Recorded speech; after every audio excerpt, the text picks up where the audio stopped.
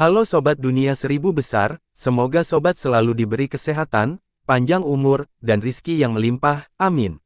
Sebelum masuk ke alur ceritanya, jangan lupa dukung channel ini ya dengan klik subscribe, like, komen, dan share, terima kasih.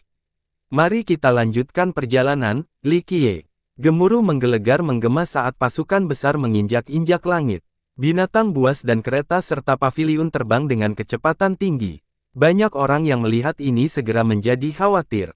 Hanya dalam satu hari, pasukan yang terdiri dari pasukan dari Sekte Tombe School, suku Iblis Suci, dan negara bulu memasuki Oxherder. Para petani di sini sangat gelisah dengan pemandangan ini karena tidak ada sekte besar di negara ini.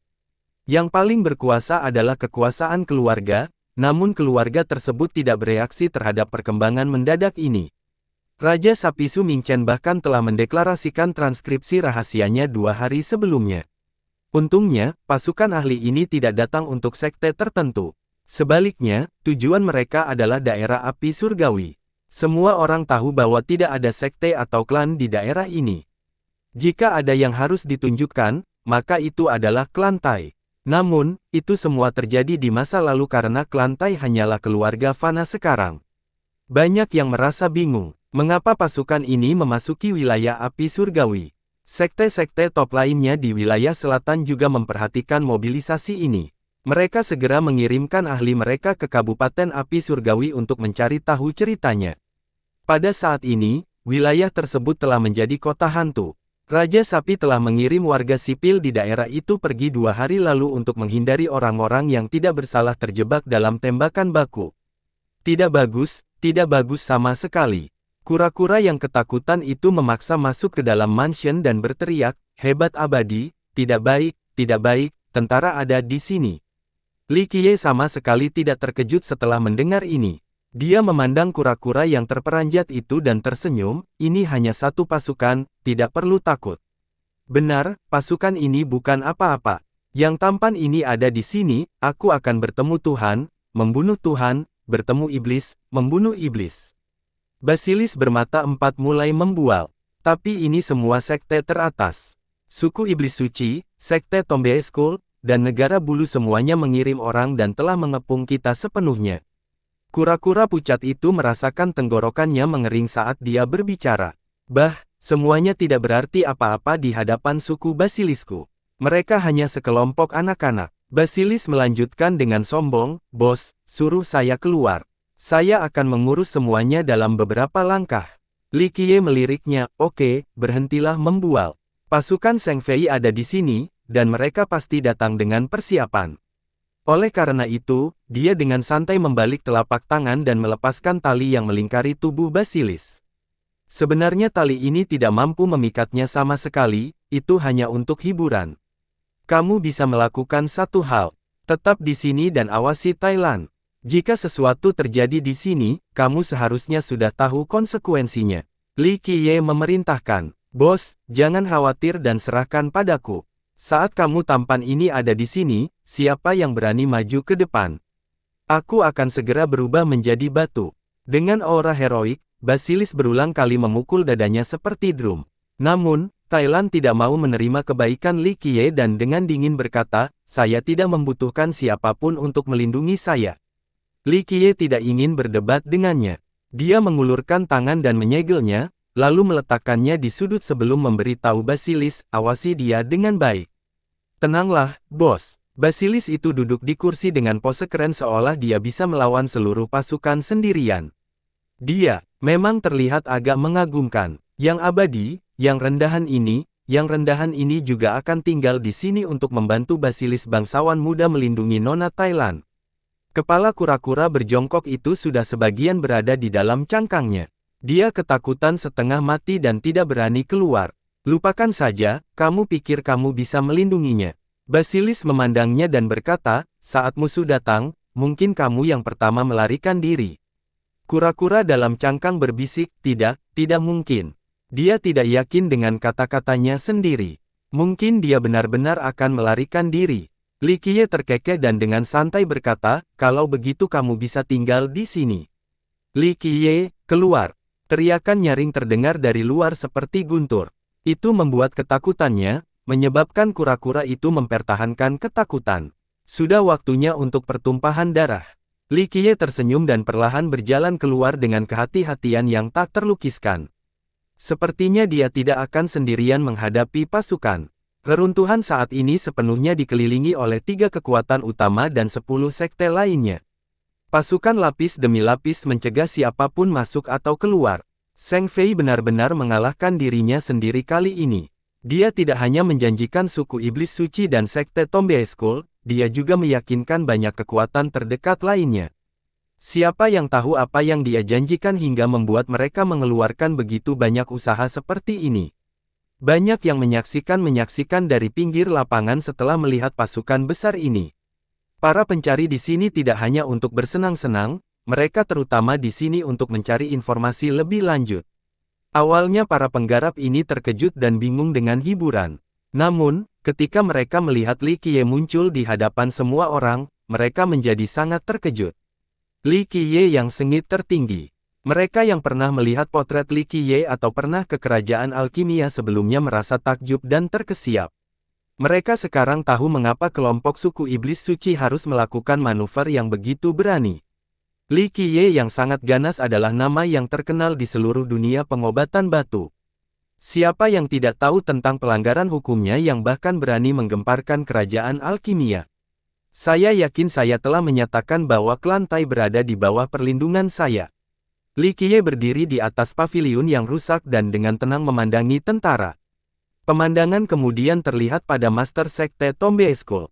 Suasananya sangat tegang. Kelompok ini tidak hanya membawa para ahlinya tetapi juga mayoritas orang yang lebih tua, bahkan para tetua yang penyendiri dapat ditemukan di antara kerumunan. Tampak jelas bahwa mereka siap bergemuruh. Li Qiye, bukannya kami menolak untuk menunjukkan perhatian kepadamu, tapi kamu sudah keterlaluan.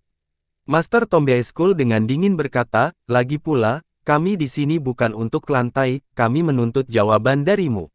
Anda harus memberikan jawaban yang tepat untuk wilayah selatan dan alam binatang. Li Qiye berdiri di sana dan dengan santai menjawab, Hoa, kamu membuatnya terdengar sangat serius. Berikan jawaban pada alam binatang. Aku ingin tahu bisnis serius macam apa ini, beritahu saja.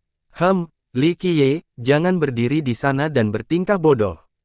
Pemimpin iblis suci mendengus. Master Tombe School menyatakan, Li Qiye, kamu mencuri mayat raja kami dan membunuh murid-murid kami, tidak hanya itu, kamu bahkan memamerkan kepala mereka di dinding, betapa kejamnya kamu. Mata yang tak terhitung jumlahnya terpaku pada Li Qiye, terutama para murid Tombe School. Mereka melihat kepala kakak-kakak mereka tergantung di atas gerbang dan menjadi marah, mereka semua mempunyai keinginan besar untuk membunuh Li Qiye.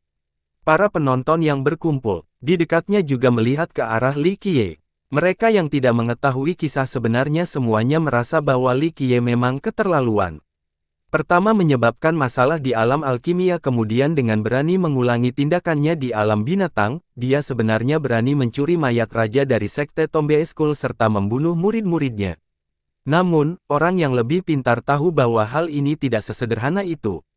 Semua sekte yang bermanuver dalam waktu sesingkat itu sepertinya terlalu kebetulan. Dia memang yang paling ganas, mampu memicu badai berdarah kemanapun dia pergi. Seseorang bergumam. Li Qiye tersenyum menanggapi Master Tombe School dengan santai, aku belum pernah melihat mayat raja yang kalian sebutkan ini. Ditambah lagi, apakah semudah itu mencuri benda yang dipersiapkan oleh sekte Anda ini? Adapun murid-murid yang meninggal, ini tidak ada hubungannya dengan saya. Kerangka mereka sendiri menjadi gila dan membunuh tuan mereka. Li Qiye, jangan mencoba membela diri. Master Tombe School berteriak, siapa di dunia ini yang tidak tahu bahwa kamu ahli dalam seni pemanggilan? Setelah datang ke alam binatang selatan, Anda langsung mendambakan mayat abadi kami, jadi Anda mencuri salah satunya. Karena kamu ditemukan oleh murid-murid kami, kamu membunuh mereka untuk merahasiakannya. Li Qiye tertawa terbahak-bahak sebelum menjawab, kamu menganggap sektemu terlalu tinggi. Aku tidak akan pernah repot-repot melihat mayat sampahmu. Keterlaluan. Seorang tetua dari sekte Tombe School sangat marah. Semua muridnya menatap Li Qiye. Kata-kata seperti itu sungguh memalukan. Zheng Fei melangkah maju dan berbicara saat ini, Saudara Li, saya selalu menghormati yang kuat. Anda terkenal di dunia ini, jadi saya juga mengagumi Anda. Jika Anda bersedia, maka saya bisa bertindak sebagai mediator. Anda hanya perlu mengembalikan mayat raja ke sekte Tomb School dan meminta maaf. Saya percaya mereka akan memaafkan Anda. Zheng Fei tampak menjadi orang yang baik saat ini. Siapa yang tahu bahwa dialah yang pertama kali memicu kekacauan ini? Faktanya, usulan mediasi ini adalah sesuatu yang tidak pernah dimaksudkan, tidak ada mayat raja, jadi bagaimana Li Qiye bisa mengeluarkannya? Li Qiye ingin tertawa setelah melihat kebaikan hati Zheng Fei dan berkata, Zheng Fei, aktingmu tidak buruk. Sayangnya, skema yang Anda banggakan hanyalah permainan anak-anak di mata saya, tidak cukup untuk mencapai puncak. Zheng Fei menjadi tidak senang setelah mendengar ini, jadi dia meninggikan suaranya, Saudara Li, saya bertindak dengan baik dan ingin mengubah konflik Anda menjadi persahabatan, tetapi Anda sebenarnya menganggap niat baik saya sebagai kebencian. Ini benar-benar mengecewakan. Sementara murid-murid Tomb School dengan marah menatap Li Qiye, beberapa ahli yang mengamati dari jarak jauh berkomentar, sangat sombong. Master Tomb School dengan sungguh-sungguh menyatakan, Li Qiye, jangan lupa, ini adalah alam binatang, wilayah selatan. Ini adalah dunia iblis seperti kita. Jika kamu terus melanggar hukum dengan kejam dan membunuh lebih banyak iblis, maka kamu akan meminta untuk menjadi musuh dengan sisa alam binatang. Cukup, bukankah kalian semua hanya mencoba membujukku? Li Qiye menyela sang guru dan dengan malas berkata, saya adalah orang jahat yang kejam yang tidak mengikuti akal sehat dan lebih suka menindas yang lemah. Lalu kenapa? Ayo gigit aku jika kamu mampu. Karena kalian semua mencapku sebagai orang yang tidak kenal ampun, aku akan menunjukkan kepada kalian hari ini seperti apa bentuk tanpa ampun itu. Li Qiye, kamu gila. Melakukan pencurian dan pembunuhan namun Anda tetap memilih untuk tidak berpikir sambil melontarkan kata-kata yang berani. Pemimpin iblis suci berteriak, hari ini, kami akan bertindak atas nama semua penguasa dan membasmimu, dasar iblis. Li Qiye hanya tersenyum. Sebelum dia bisa menjawab, suara harum dingin terdengar. Sosok yang sangat cantik muncul di langit. Dia seperti burung phoenix yang terbang di udara, mulia dan sombong. Dia berdiri di atas semua orang dengan aura yang tak menyentuh dan agresif, tidak ada yang berani mendekat. Peri Jian, Zheng Fei berteriak saat gadis ini tiba-tiba muncul. Pendatang barunya adalah Jian Wushuang. Saat ini, dia melihat ke arah Li Qiye lalu mengalihkan pandangan tajamnya ke arah kepadatan. Putri emas klan Jian, para penggarap di luar melihatnya dan terkejut.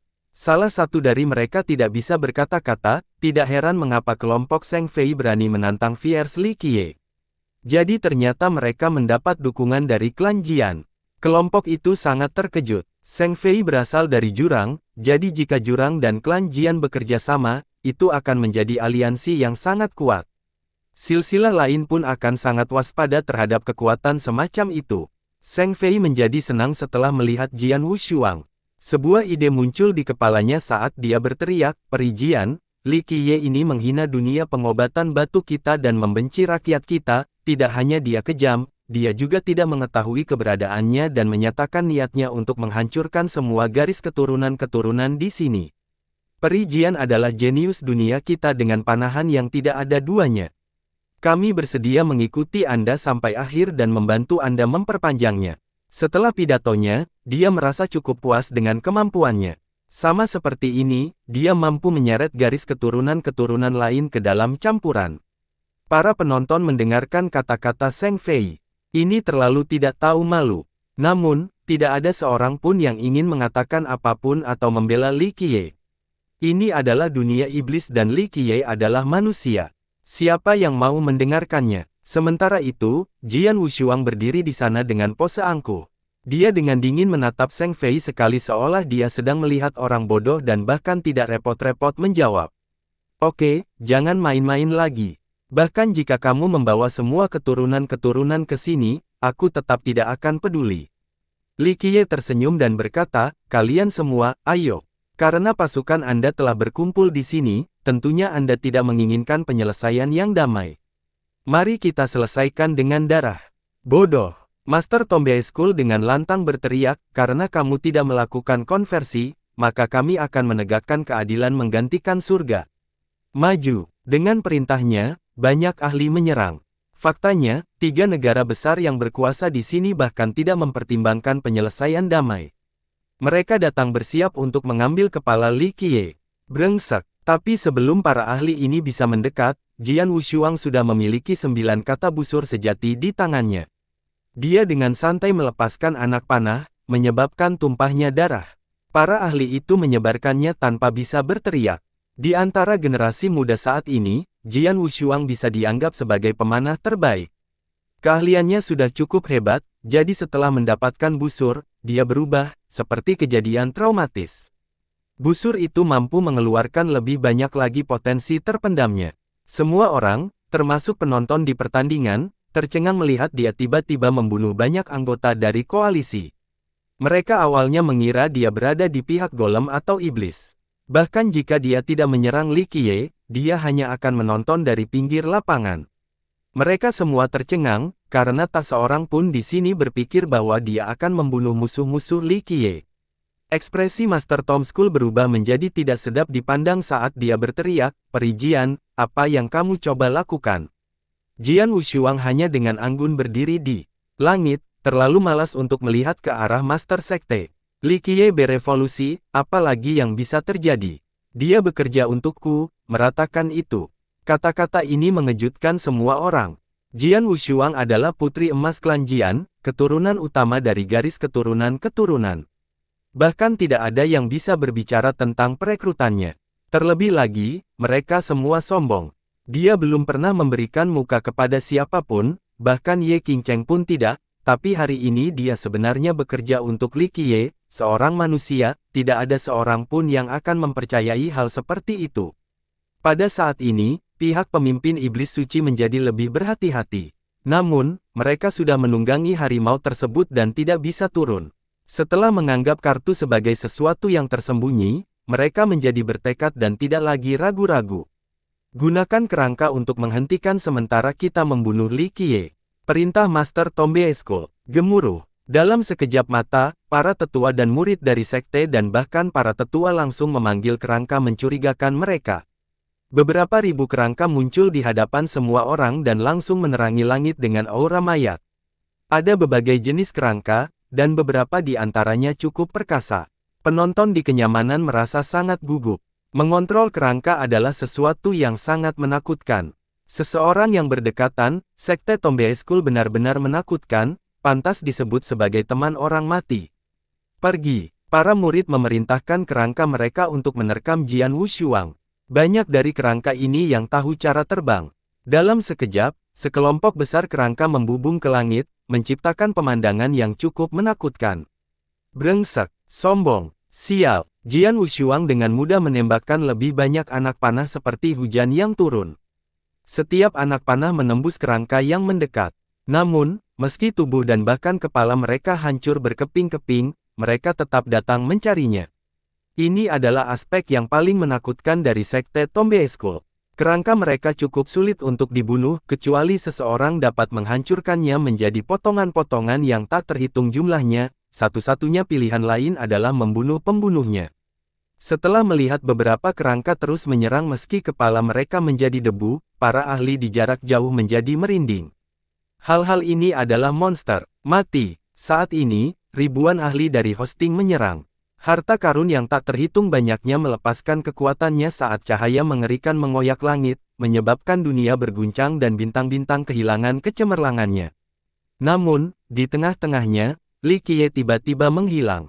Sedetik kemudian, dia muncul di samping Jian Wushuang. Dia menyaksikannya membunuh lebih dari 1000 kerangka dan terkekeh, "Serahkan undet ini padaku, inilah saatnya kamu melakukan membunuh." Oleh karena itu, bab kematian muncul dengan energi kematian yang masih tersisa. Untaian hukum seperti sutra keluar dari buku dan langsung mengunci kerangka tubuh tersebut. Setelah dikurung oleh hukum, semua kerangka itu langsung berhenti bergerak seolah-olah mereka telah ditutup. Mati. Jian Wushuang mengucapkan layanan perang. Busur sejati 9 kata menyala. Mantra panah muncul di tangan. Saat anak panah ini ditembakkan, anak panah yang tak terhitung jumlahnya turun seperti hujan lebat. Dia melepaskan beberapa panah mantra yang berasal dari kata, formasi, untuk membentuk susunan hanya dalam sepersekian detik. Susunan ini mengubah area ini, tidak ada seorang pun yang bisa hidup di bawah langit yang dilanda panah ini. Ah! Jeritan serasa terus terdengar, mulai formasi, pemimpin, ketua sekte, dan Zheng Fei semuanya terkejut dan marah. Jian Wushuang melawan ribuan orang sendirian, dan tidak ada yang bisa menembus pembelaannya. Hanya dalam hitungan detik, banyak tetua dari 3 sekte mulai bekerja sama, bahkan mengorbankan umur panjang mereka. Dengan ledakan, pohon-pohon raksasa tumbuh dari tanah dan menutupi langit. Pohon-pohon ini melahirkan pohon raksasa yang langsung mengunci ruang di sekitar Jian Wushuang, memikatnya di dalam. Ledakan, diluncurkan, diluncurkan. Pohon raksasa ini bisa menghancurkan dunia dengan satu hentakan. Upaya gabungan mereka menghancurkan seluruh ruang ini. Formasi pohon suci. Seorang master mengenali asal mula formasi ini. Raja surgawi lainnya menambahkan, formasi sederhana ini sangat mendominasi. Mereka bisa menggunakannya setelah mempersembahkan darah berumur panjang. Ditambah lagi, mereka menyedot energi duniawi sehingga pohon-pohon besar ini bisa berubah menjadi pohon raksasa. Ini adalah formasi terakhir dari suku iblis suci. Ia mengerahkan energi duniawi untuk menciptakan pohon-pohon raksasa untuk membunuh musuh-musuh mereka. Brengsek, sebuah panah ilahi menembus langit saat busur sejati 9 kata berubah bersinar. Jian Wushuang melontarkan kata, prajurit. Anak panah ini sama megahnya dengan gunung, kekuatan yang sangat besar tidak dapat dihentikan. Saat berikutnya, dia menembakkan beberapa lusin lagi. Harta macam apa busur ini? Itu adalah busur terhebat sepanjang ribuan tahun. Para penjahat raksasa langsung menghancurkan saat panah, prajurit, ini menyerang, menyebabkan serpihan yang tak terhitung banyaknya beterbangan kemana-mana. Namun, pohon-pohon tersebut melahirkan lebih banyak pohon-pohon seolah-olah jumlahnya tidak terbatas. Mati! Jian Wushuang berteriak dan serangan panah, prajurit, lainnya datang dari langit. Mereka langsung merangkul semua pohon dan setengah dari pohon raksasa dalam formasi. Namun, pohon-pohon yang hancur ini dengan cepat tumbuh kembali dan terus menutup ruang tersebut. Pihak lawan sangat marah. Awalnya mereka ingin menggunakan formasi ini untuk menghadapi Li Qiye, jadi mereka tidak menyangka akan menyerang Jian Wushuang dengan formasi ini. Merusak, Jian Wushuang menjadi marah setelah tidak mampu mematikan gelombang pepohonan yang tak habisnya. Dia berteriak sekali lagi saat cahaya busurnya semakin menyilaukan. Talinya ditarik ke belakang saat kata, fighter, muncul. Kata, fighter, ini segera menyedot semua kekuatan di sekitarnya. Saat berikutnya, kekuatan duniawi dari seluruh negeri penggembala sapi dan sebagian wilayah selatan tersedot ke dalam satu kata dan anak panah ini. Mantra ini mengharuskan talinya ditarik hingga batasnya. Hanya satu anak panah ini saja yang memiliki kekuatan tertinggi dan dapat dianggap sebagai serangan yang lahir dari langit dan bumi. Ledakan. Dengan ledakan yang memekakkan telinga, anak panah, petarung, ini meluncur keluar dan melingkari segala sesuatu yang dilewatinya. Formasi pohon suci tidak dapat menahan kekuatan dunia yang tak terbatas dan langsung runtuh. Formasi besar ini berubah menjadi ketiadaan di bawah kekuatan tertinggi dari satu anak panah ini. Layak menjadi putri emas klan Jian, ini adalah pertunjukan memanah yang tak terpecahkan. Seorang master dari jauh mengeluh secara emosional setelah melihat dominasi Jian Wushuang. Sangat sedikit pemain yang berkembang dalam haluan. Bahkan mereka yang berhasil mencapai kesuksesan kecil. Namun, Jian Wushuang menunjukkan kepada semua orang di sini betapa tidak berartinya tiada taraf hari ini. Li Qiye berdiri di langit, tidak ada kerangka yang bisa bergerak karena pengekangannya. Dia sengaja tidak menyerang sama sekali karena dia ingin melatih Jian Wushuang dalam pertempuran. Panahannya benar-benar sempurna, namun waktunya dengan busur sejati 9 kata masih cukup singkat.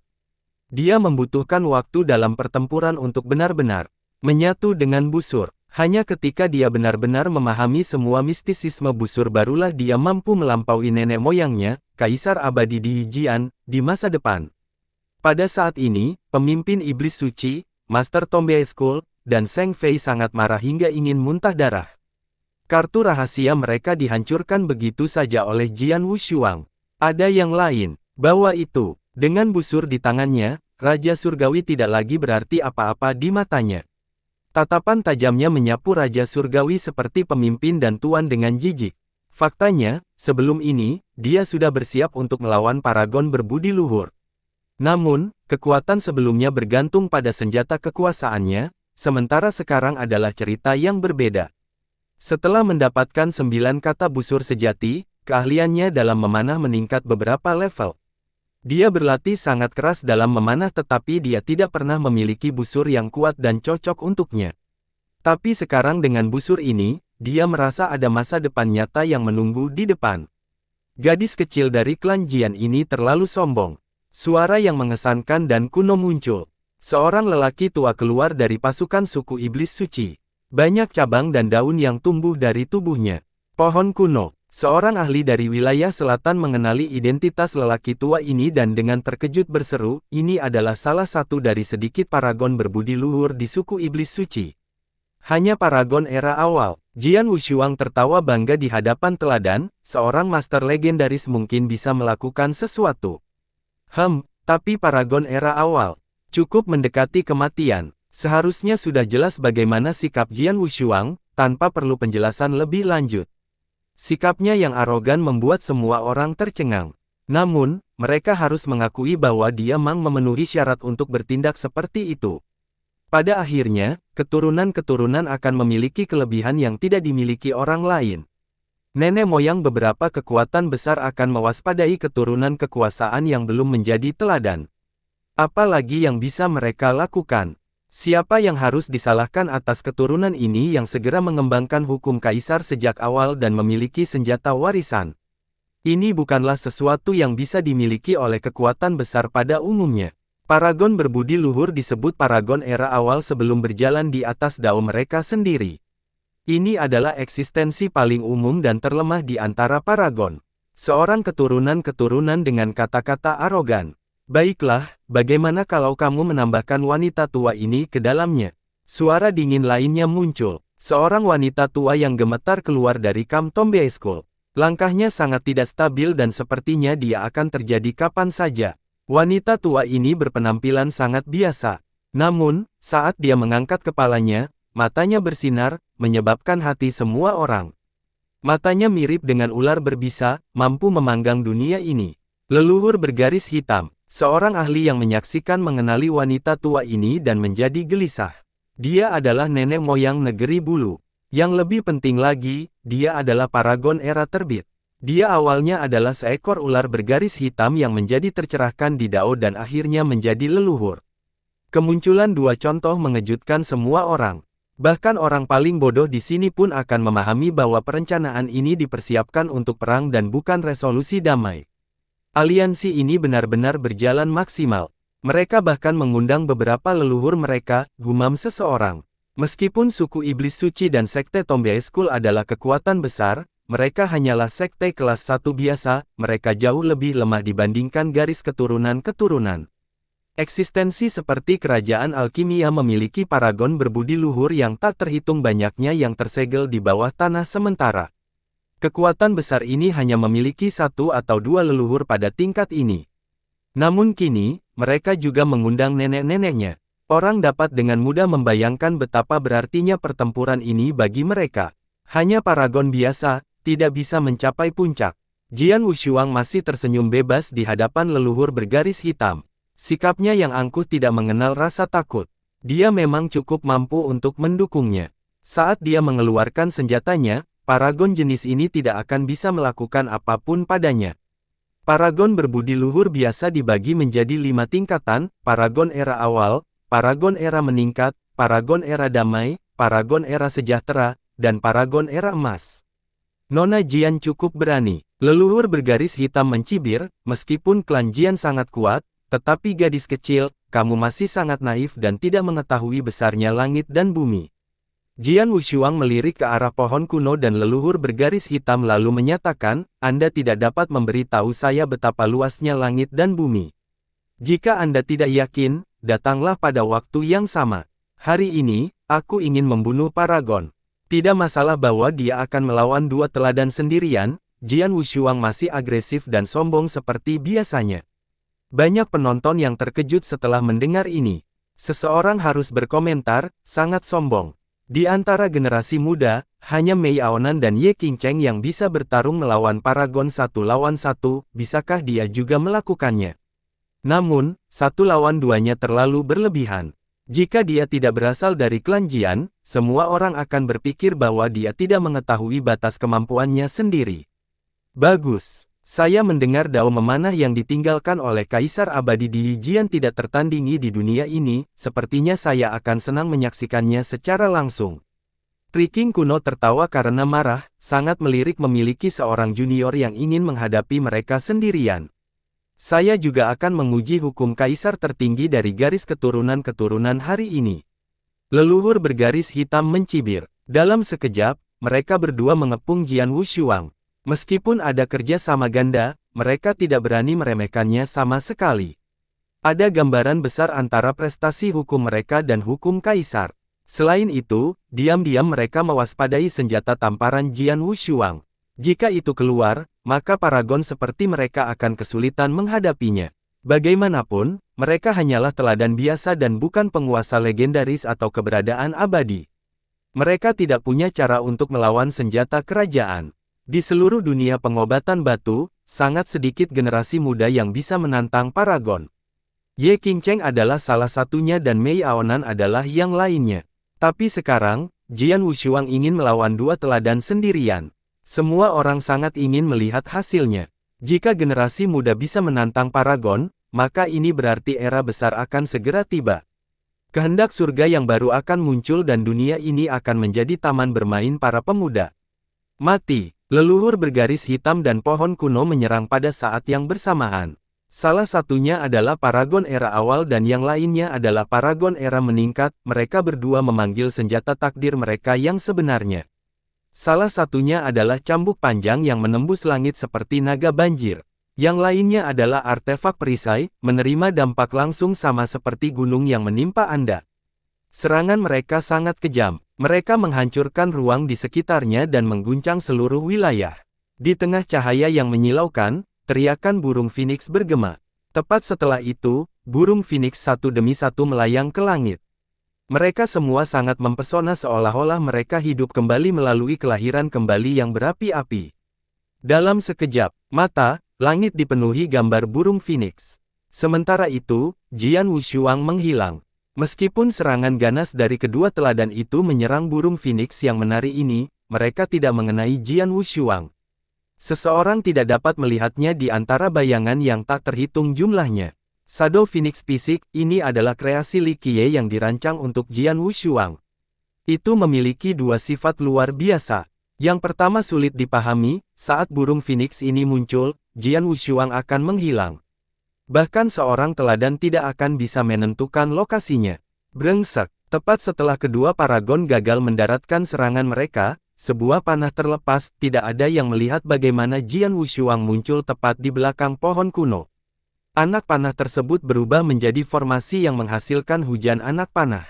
Semua anak panah kuat ini ditujukan ke arah pohon. Brengsek, sombong, sial. Pohon itu segera menggunakan perisainya untuk memblokir semburan anak panah dan berteriak, kekuatan kecil ini tidak dapat menyakitiku. Berdengung, sebuah panah yang membutakan muncul di tengah aksi tersebut. Busur sejati 9 kata mengumpulkan seluruh energi duniawi pada saat ini. Kekuatan sekitar 100.000 mil dikonsentrasikan ke dalam mantra, pejuang, dan mencapai puncaknya pada panah penusuk pencapaian tertinggi.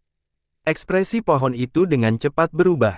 Perisainya juga bersinar dengan cahaya ilahi yang menyilaukan, pertunjukan pertahanan lapis demi lapis telah tercipta. Pada saat yang sama, pohon tersebut juga dengan cepat lari menjauh untuk menghindari panah tirani tersebut. Brengsek, meskipun dia sangat cepat, dia tetap tidak bisa menghindari panah ini pada waktu yang tepat. Itu menembus bahunya saat kata, fighter, menghilang. Anak panah itu membawa kekuatan yang besar. Meski begitu, Triking tetaplah teladan. Dia mampu selamat dari panah ini, luka di bahunya menutup seperti kulit pohon, menyembuhkan lukanya. Seorang junior sepertimu tidak bisa membunuhku. Pohon itu berteriak, disakiti oleh seorang junior termasuk di matanya. Banyak yang merasa kedinginan setelah melihat pohon tersebut mampu menahan kerusakan yang ditimbulkan oleh panah ini, kemampuan bertahannya terlalu besar. Bahkan jika dia berdiri diam agar Raja Surgawi terus menyerangnya, mereka belum tentu bisa membunuh. Triking adalah pohon yang sangat langka dan tercerahkan. Meskipun dia tidak memiliki tubuh abadi atau apapun, kemampuan bertahannya cukup menakutkan. Dia mampu menahan serangan harta karun yang kuat. Suara membaik. Tepat setelah pesta Jian Wushuang, cambuk yang menyerupai ular berbisa diam-diam diarahkan ke punggungnya. Cambuk dari leluhur bergaris hitam ini datang tanpa peringatan apapun, tidak terlihat seperti ular yang tersembunyi dalam bayang-bayang yang siap memberikan gigitan fatal kapan saja. Namun, Jian Wushuang sekali lagi menghilang di antara burung phoenix di langit. Ketika dia muncul lagi, dia melepaskan panah formasi. Tembakan anak panah lainnya yang diisi dengan niat membunuh ditujukan langsung kepada leluhur. Junior, makan ini. Pohon itu bermaksud untuk bergerak maju dan menyerang Jian Wushuang dari belakang secara bersamaan dengan leluhurnya. Namun, dentingan logam yang aneh muncul. Hukum universal dalam bentuk rantai langsung menyegel lebih dari sebagian tubuhnya. Akhirnya, serangkaian anak panah ditembakkan dari dalam tubuhnya dan menutup ruang di sekitarnya.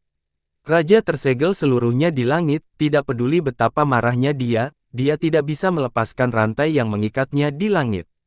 Setelah panah, fighter, Jian Wushuang menembus bahunya, mantranya menghilang. Namun dampaknya tidak berhenti sampai di situ saja.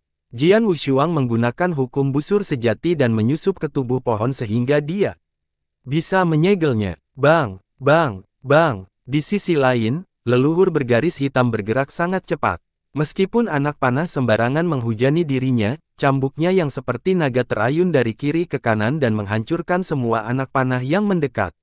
Brengsek. Setelah menghancurkan semua anak panah, cambuknya muncul tepat di belakang Jian Wushuang entah dari mana.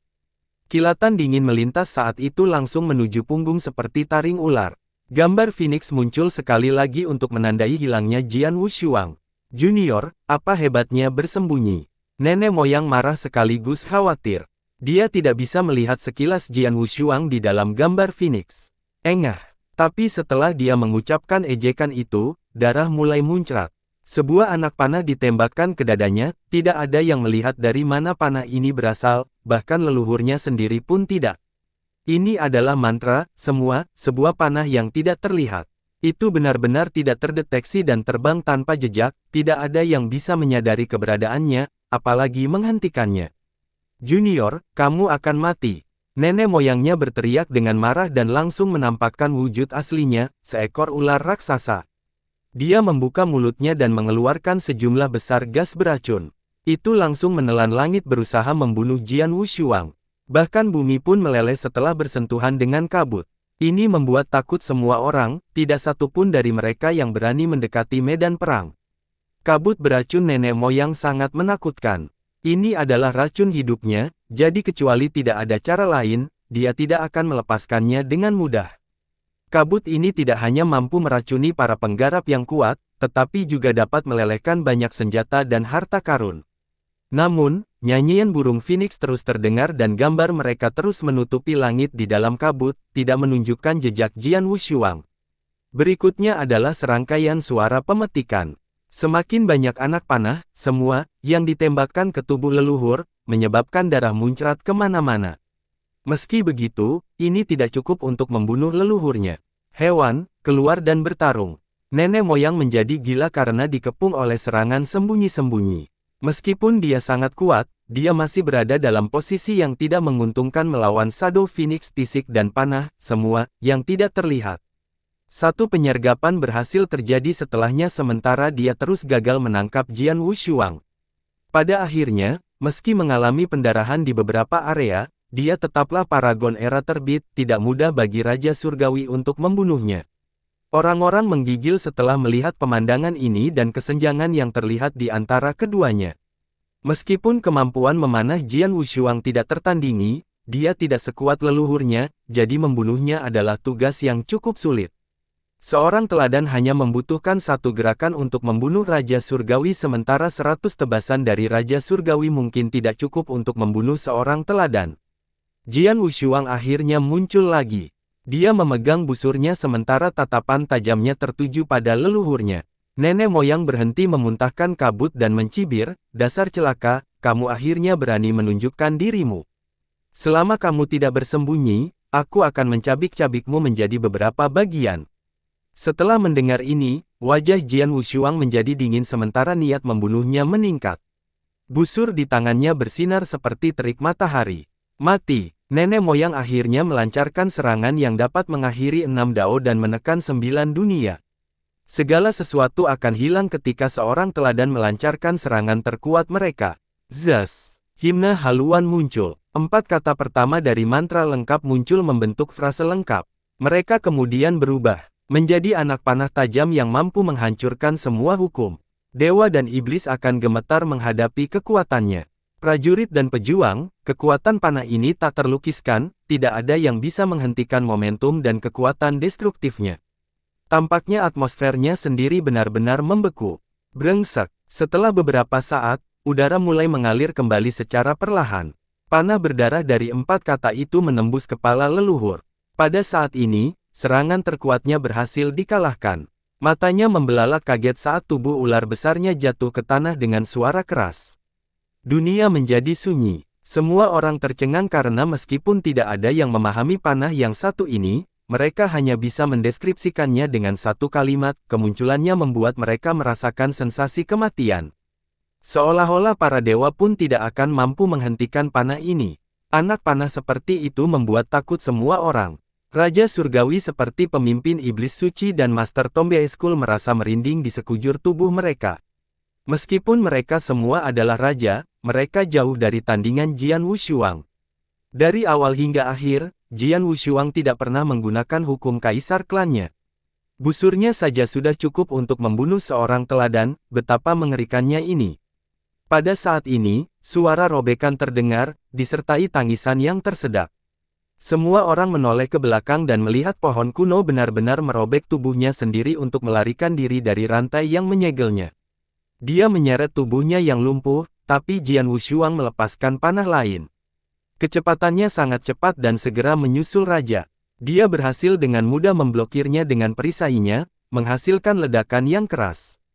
Namun, ini bukanlah panah biasa. Dengan suara yang aneh, raja dan perisainya langsung tertutup es. Namun, dia tetaplah seorang teladan. Energi darahnya naik dan menghilangkan lapisan es ini secara instan.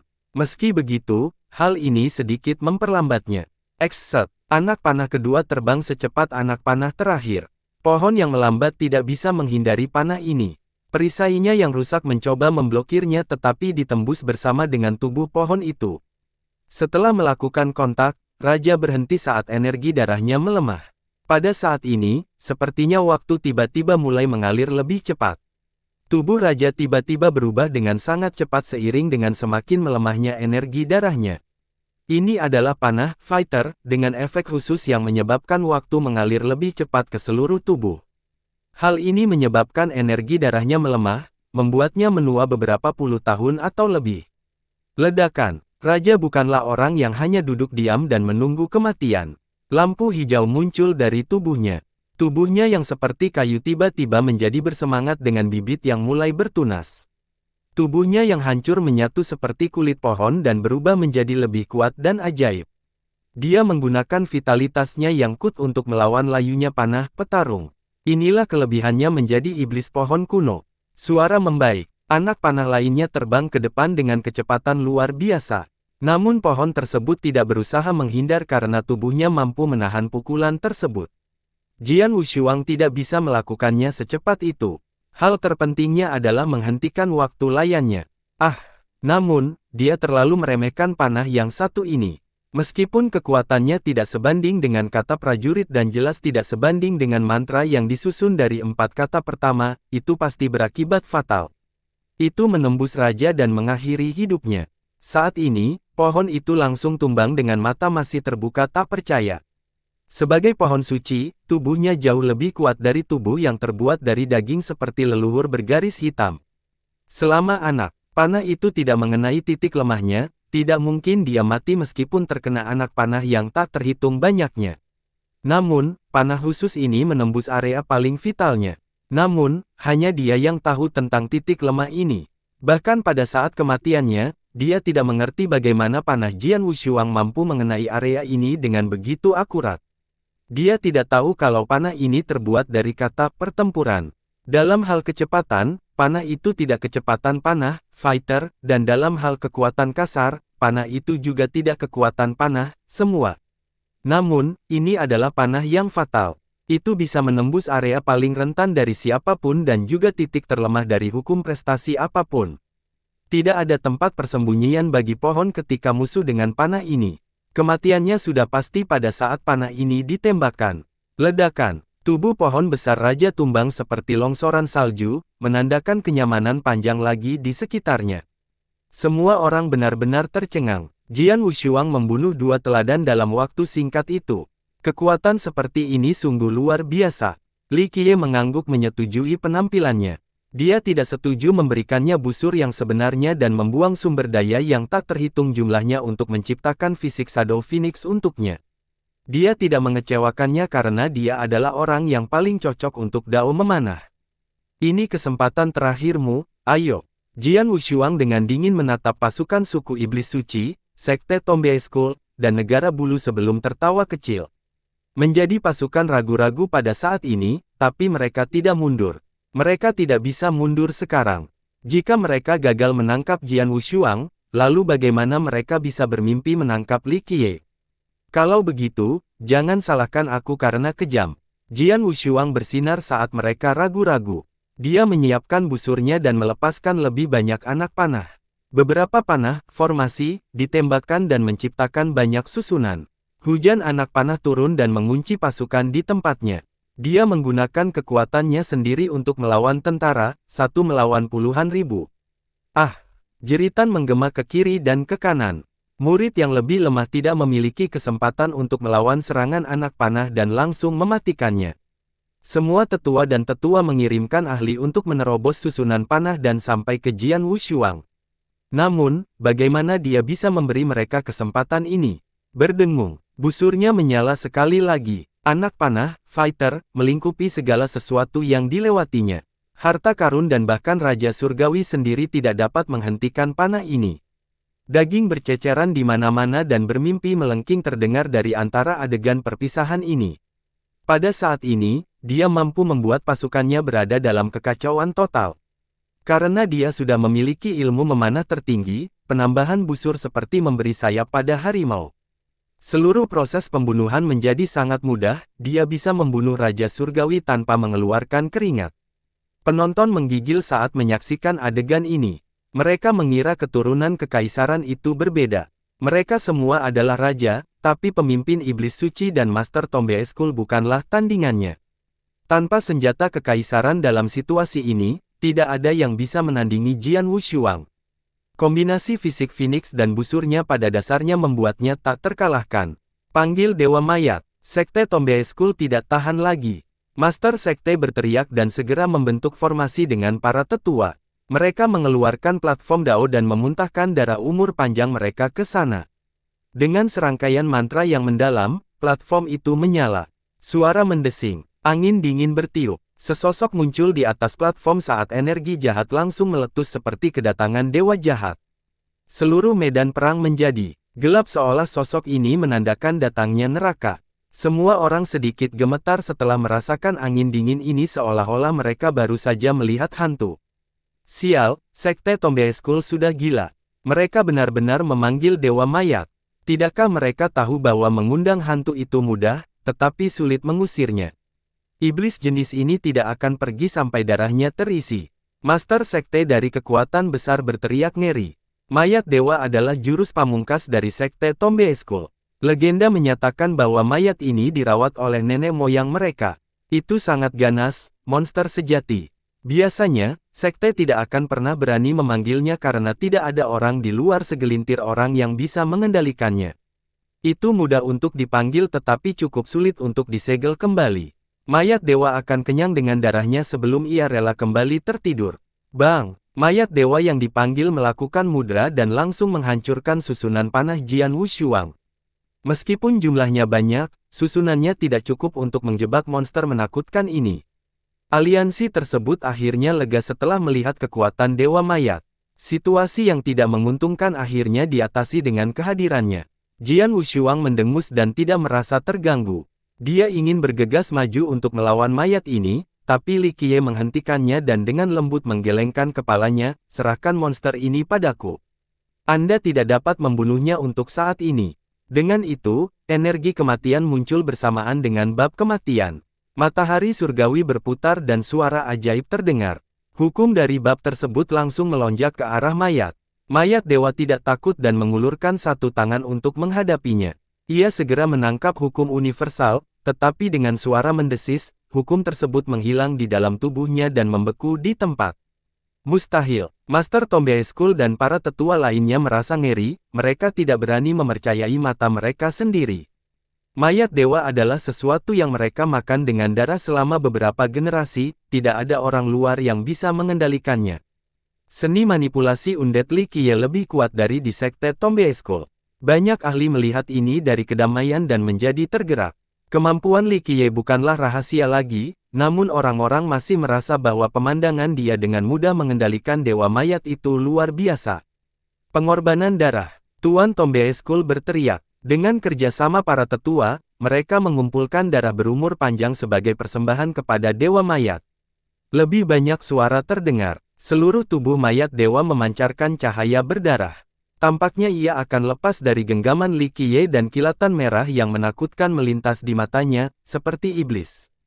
Pada saat ini, tampaknya sekte tersebut telah mendapatkan kembali kendali atas dewa mayat. Ia terbangun sebelum tiba-tiba berbalik dan mengulurkan tangan jahatnya. Telapak tangannya datang dan menghancurkan semua yang dilewatinya. Jeritan melengking menggema ketika beberapa ribu murid dibunuh segera dihancurkan sampai mati sambil menyemburkan darah. Mayat dewa membuka mulutnya untuk menyedot semua darah seperti sipon. Adegan ini benar-benar menakutkan bagi semua penonton, menyebabkan mereka lari sejauh mungkin dari medan perang. Apa yang sedang kamu lakukan? Pada saat ini, pemimpin iblis suci berteriak dengan marah. Semua tetua dan pakar dari yang dikandungnya menatap tajam ke arah sekte Tomb School. Dewa mayat harus mendapatkan kepuasannya agar menjadi cukup kuat untuk mematahkan kendali Li Qiye. Pengorbanan diperlukan untuk kemenangan. Sekte Tomb School berkata dengan dingin. Mayat dewa berbalik dengan matanya yang berdarah dan fokus pada Li Qiye seperti iblis yang mengincar mangsanya. Namun, Li Qiye hanya memutarnya. Bab kematian berputar, dan, dengan suara berdenting, hukum di dalam tubuh mayat menyala. Mayat dewa segera terpengaruh sekali lagi dan pikirannya melambat. Bunuh dia. Kelompok sekte Tomb School tahu ada sesuatu yang tidak beres. Mereka tidak menahan apapun dan menawarkan lebih banyak darah berumur panjang pada mayat tersebut sehingga bisa membunuh Li Qiye. Mereka tidak ingin memberi Li Qiye kesempatan untuk mengendalikannya. Mayat dewa datang dengan niat membunuh yang dapat menghancurkan dunia.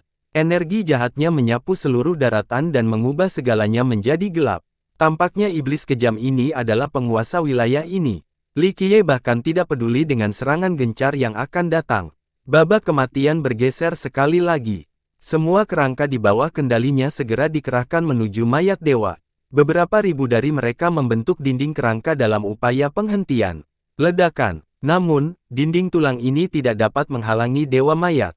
Dalam waktu singkat, semua kerangka hancur, menyebabkan tulang-tulang mereka yang terfragmentasi berterbangan kemana-mana. Pemandangan seperti itu membuat para ahli Tomb School kesakitan karena kerangka-kerangka ini telah dipersiapkan dengan susah payah, namun sekarang mereka hancur karena Li Qiye. Mayat dewa mempertahankan momentum penghancuran langitnya dan pemindahan menuju Li Qiye. Li Qiye mengangkat landmark dan bab itu bergerak sekali lagi seperti cermin yang menyinari monster itu. Zes, dalam sekejap, energi kematian dari chapter tersebut menelan dewa mayat, menyebabkannya segera berhenti. Selanjutnya, gelombang energi memasuki tubuhnya, menghasilkan suara yang lebih mendesis. Cahaya berdarah dari dewa mayat langsung diserap oleh energi kematian.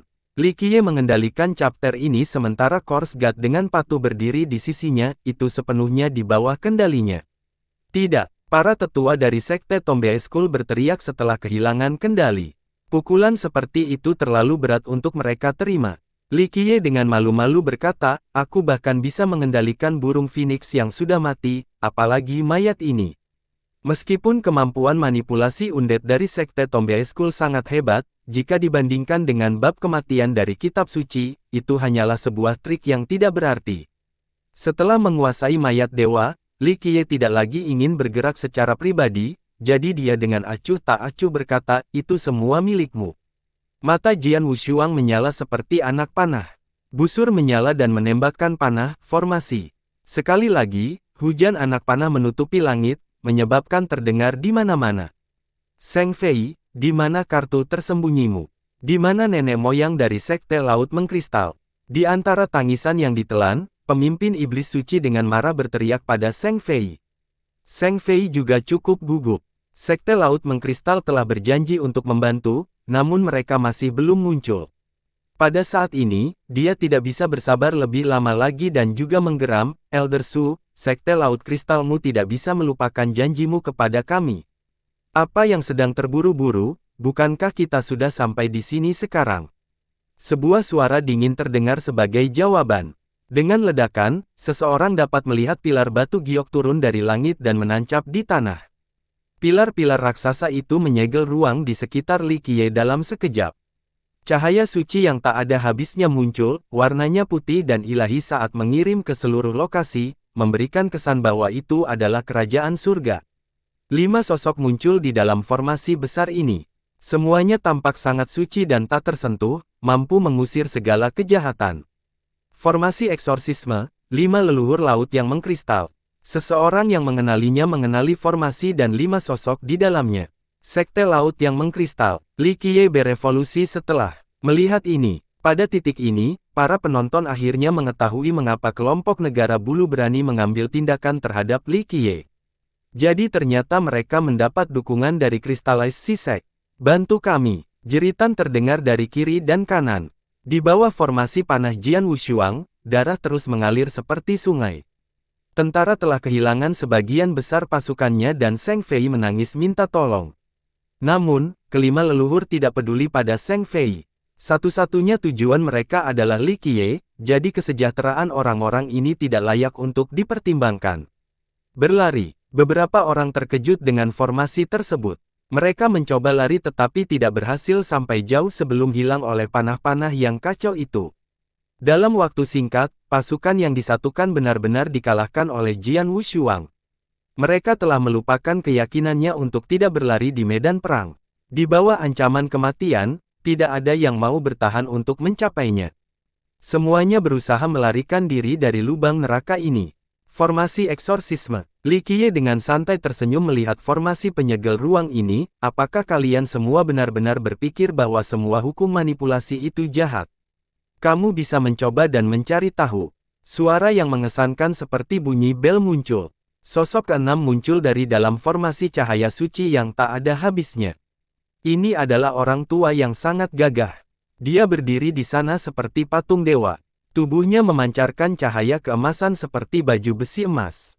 Dewa Intan, ini adalah eksistensi di Sekte Laut Mengkristal yang dikabarkan tidak dapat dibunuh bahkan oleh para dewa. Raja Iblis yang melihat dari kejauhan berteriak setelah melihat lelaki tua itu. Para ahli dari generasi sebelumnya tercengang mendengar nama ini.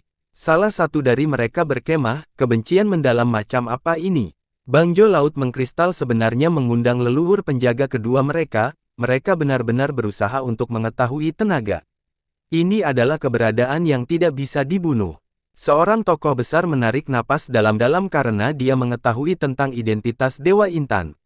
Selama beberapa generasi, sedikit orang di sekte ini yang berhasil mengembangkan fisik kristal kehendak surga, dan Dewa Intan adalah salah satunya. Dia adalah sebongkah emas batangan yang tercerahkan dalam dao dan akhirnya menjadi paragon berbudi luhur. Meskipun dia adalah salah satu dari sedikit pengguna tubuh ini, dia jauh lebih lemah dibandingkan bangsawan muda Peiyu. Ini karena wujud asli Peiyu adalah permata baja terfokus, ini sangat mirip dengan wujud asli Kaisar Abadi Jingyu, sehingga bangsawan muda ini memiliki keunggulan bawaan yang tak tertandingi. Oleh karena itu, bentuk batangan emas dari Dewa Intan tidak bisa dibandingkan dengan bangsawan muda dalam hal ini. Namun, talenta Dewa Intan adalah yang tertinggi. Selama masa mudanya, meskipun banyak orang yang skeptis, dia sebenarnya berhasil mengembangkan fisik kristal. Tentu saja, bangsawan muda itu bisa bertahan selama 6 hari 6 malam sedangkan Dewa Intan hanya bisa bertahan selama 1 jam. Meski begitu, Dewa Intan masih tetap tak terpecahkan. Selama generasinya, dia pernah disergap oleh 3 God King namun dengan mudah lolos dari penyergapan mereka karena fisiknya. Terlebih lagi, dia tanpa keluar dari cedera. Sejak saat itu, dia dipuji sebagai seseorang yang tidak bisa dibunuh bahkan oleh para dewa. Jadi itu adalah bongkahan emas dengan bentuk kristal. Li Qiye tidak bisa menahan senyum melihat penampilan dewa itu. Dia tahu alasan kedatangannya. Junior, serahkan senjata rahasiamu dan mungkin aku akan menghindarkanmu dari kematian. Suara Dewa Intan cukup nyaring. Dia melirik Li Qiye dengan tubuhnya yang menjulang tinggi. Siapapun yang berdiri di hadapannya akan merasakan tekanan yang luar biasa. Setelah berita tentang Li Qiye yang menghancurkan tubuh kristal bangsawan muda itu menyebar ke Sekte Laut Mengkristal, tidak ada satupun dari mereka yang berani mempercayainya karena hal ini tetap mustahil selama ribuan tahun. Fisik mereka dapat ditekan oleh keberadaan yang sangat kuat, tetapi pembatalan penuh tidak mungkin dilakukan. Oleh karena itu, para tetua berasumsi bahwa Li Qiye pasti menggunakan senjata jahat yang mampu menembus atau menembakkan fisik mereka. Oleh karena itu, sekte tersebut mengerahkan 5 tetua untuk menggunakan formasi eksorsisme. Mereka bertujuan membunuh 2 burung dengan 1 batu. Pertama, mereka bisa menekan senjata jahat yang mampu mengalahkan fisik mereka. Kedua, itu juga akan menekan seni jahat Li Qiye yang memungkinkan dia mengendalikan mayat hidup. Di saat yang sama, mereka mengundang leluhur pelindung kedua mereka, Dewa Intan. Senjata rahasia, tidak ada hal seperti itu. Li Qiye tersenyum dan menatap Dewa Intan, juga, apakah pertanda tubuh kristal dapat melindungi hidupmu? Junior, meskipun kamu memiliki senjata yang sangat jahat, satu-satunya takdir yang menantimu hari ini adalah kematian. Tidak masalah jika kamu mampu membunuh Dewa Raja, kamu bukanlah siapa-siapa di hadapanku. Dewa Intan dengan dingin menyatakan. Pada titik ini, sang dewa memancarkan aura kekalahan yang kuat yang menyebabkan orang tidak terkendali. Jadi kamu tidak hanya membawa formasi eksorsisme untuk menghentikanku, kamu juga membawa senjata pemerintahan. Li Qiye merasakan auranya dan tersenyum. Sekte Laut Mengkristal datang dengan persiapan kali ini. Mereka bertujuan untuk menghentikan semua metode Li Qiye, dan mereka membawa senjata kekalahan untuk tujuan tersebut. Bahkan jika Li Qiye bisa menghancurkan tubuh kristalnya, Dewa Intan yakin bahwa senjata yang ditinggalkan oleh kaisar mereka akan mampu menghentikan senjata jahat Li Qiye. Eksistensi seperti Dewa Intan dengan aura penguasaan siapapun yang terbatas dari senjatanya akan menakutkan bagi pun di luar God Kings. Bahkan master legendaris dan keberadaan abadi pun akan mewaspadainya. Li Qiye melirik formasi eksorsisme lalu kembali ke Dewa Intan. Dia masih tersenyum dan riang seperti biasanya, karena kamu sangat percaya diri, mari kita mulai. Ingatkan aku apa yang kamu punya. Menyerang. Dewa Intan memerintahkan dengan kilatan dingin di matanya. Kelima leluhur segera mengaktifkan formasi eksorsisme. Cahaya suci yang tak ada habisnya terkondensasi menjadi bola cahaya yang terbang langsung menuju bab kematian Li Qiye. Dewa Intan ingin menangkap Li Qiye hidup-hidup untuk mengetahui rahasia di balik kemampuannya menghancurkan kristal tubuh mereka. Manipulasi diketahui mayat hidup yang kuat yang dilakukan Li Qiye semua orang, karena itu sekte tersebut ingin menghentikan seni jahat ini terlebih dahulu. Tampaknya, Li Qiye tidak akan berarti apa-apa di hadapan Dewa Intan. Formasi eksorsisme dari Sekte Laut Mengkristal ini sangat terkenal. Itu diciptakan oleh Kaisar Abadi Jingyu dan mampu mengusir semua kejahatan. Bahkan iblis dari neraka akan hancur berkeping-keping dalam formasi ini. Namun, tidak peduli seberapa terang dan suci cahaya di dalam formasi itu atau seberapa kuatnya cahaya itu diperkuat oleh Kaisar Abadi, tidak ada efek apapun karena cahaya itu menyinari bab kematian Li Qiye. Apa? Mustahil. Kelima leluhur itu tercengang karena tidak percaya. Semua orang tahu bahwa seni manipulasi undead pada dasarnya jahat. Bahkan jika itu tidak jahat, itu masih akan ditekan oleh formasi eksorsisme. Namun, sayang Li Qiye tidak terganggu. Jika seniku ini jahat, maka hukum Kaisar Abadimu tidak lazim dan tidak benar. Babak Li Qiye bertahan dari baptisan cahaya suci. Pada dasarnya hal itu tidak mempengaruhi dirinya. Pada detik ini, bab ini mulai berputar. Mayat dewa mengambil satu langkah ke depan, menyebabkan ruang di bawah kakinya hancur. Seluruh formasi eksorsisme berguncang, menyebabkan sebagian besar cahaya suci bergoyang. Tekan. Ekspresi Dewa Intan merosot setelah melihat Dewa Mayat bergerak. Dia diperintahkan kelima leluhur. Mayat Dewa adalah harta karun tertinggi dari Sekte Tomb School, monster menakutkan dengan kekuatan yang menakutkan. Bahkan eksistensi seperti Dewa Intan pun cukup mewaspadai makhluk ini. Kelima leluhur memperkuat formasi eksorsisme. Dalam sekejap mata, cahaya suci memanggil Dewa Mayat seperti sungai yang bergelombang. Seseorang dapat mendengar suara mendesis pada saat terjadi kontak. Asap hijau mengepul dari tubuhnya. Di bawah tekanan cahaya suci, mayat itu tidak bisa bergerak dan bahkan bergerak dari waktu ke waktu. Jerman ini sepertinya datang dari iblis neraka, membuat semua orang merinding. Saat cahaya dari formasi meresmikan Dewa Mayat, iblis tampaknya telah berubah menjadi vampir, asap mengepul dari tubuhnya dimanapun cahaya bersentuhan. Energi jahatnya yang padat dibersihkan oleh cahaya. Dewa Intan muncul setelah melihat keberhasilan terpencil Dewa Mayat. Mata yang tajam menatap tajam ke arah Li Qiye.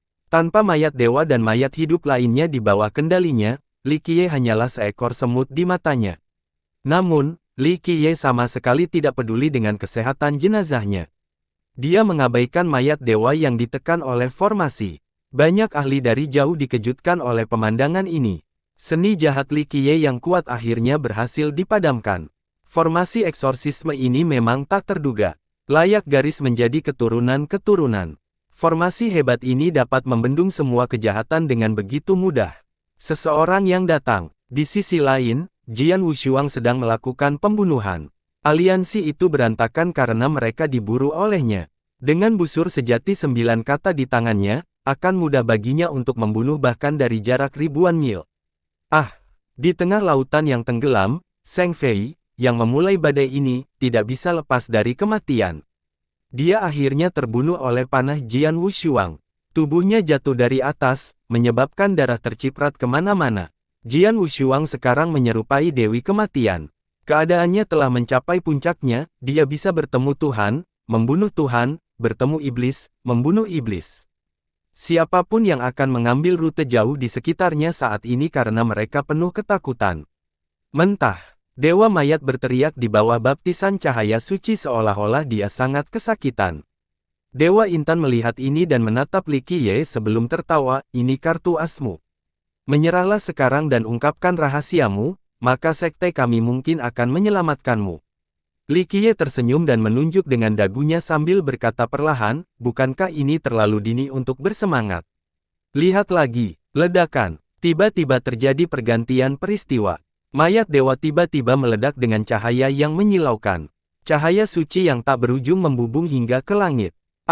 Setelah perkembangan yang tiba-tiba, para penggarap di luar, 5 leluhur, dan Dewa Intan semuanya terkejut. Mayat dewa adalah monster jahat, jadi bagaimana ia bisa memancarkan cahaya suci yang begitu kuat? Saat ini, sesuatu yang luar biasa terjadi. Cahaya suci yang menjulang tinggi di langit berubah menjadi pusaran raksasa. Dengan mengeluarkan ledakan keras, pusaran ini menjadi lubang hitam yang mengalirkan seluruhnya dan menyedot semua cahaya suci di dalam formasi. Leluhur kelima itu mengejutkan. Formasi tersebut tidak lagi berada di bawah kendali mereka karena cahaya sucinya diserap oleh Dewa Mayat. Ledakan. Pilar ilahi yang memikul formasi eksorsisme hancur. Formasi tersebut segera menyusul setelah cahaya sucinya dicuri. Pada saat ini, cahaya suci menyebar bersama energi jahat. Mayat dewa mengungkapkan penampilan aslinya. Ini adalah pria parubaya yang terpelajar dengan penampilan anggun dan mulia, tidak ada yang bisa menghubungkan dia dan mayat dewa yang memancarkan energi jahat sebelumnya. Kebanyakan orang membayangkan mayat memiliki taring kuning dan kulit hijau. Siapa sangka yang tampil begitu sopan. Namun, pria ini tidak memiliki jejak kehidupan, namun juga itu masih berupa mayat.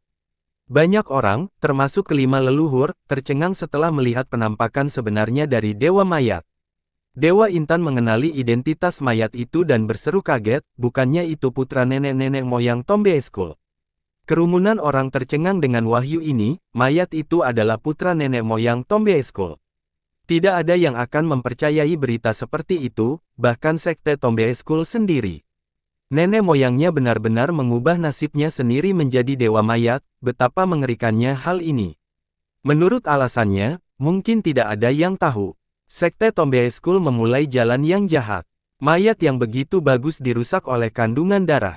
Li Qiye sangat senang dengan hasil ini sambil tersenyum santai, namun tepat pada waktunya, formasi pengusiran setan Anda membawa kekuatan suci yang kuat.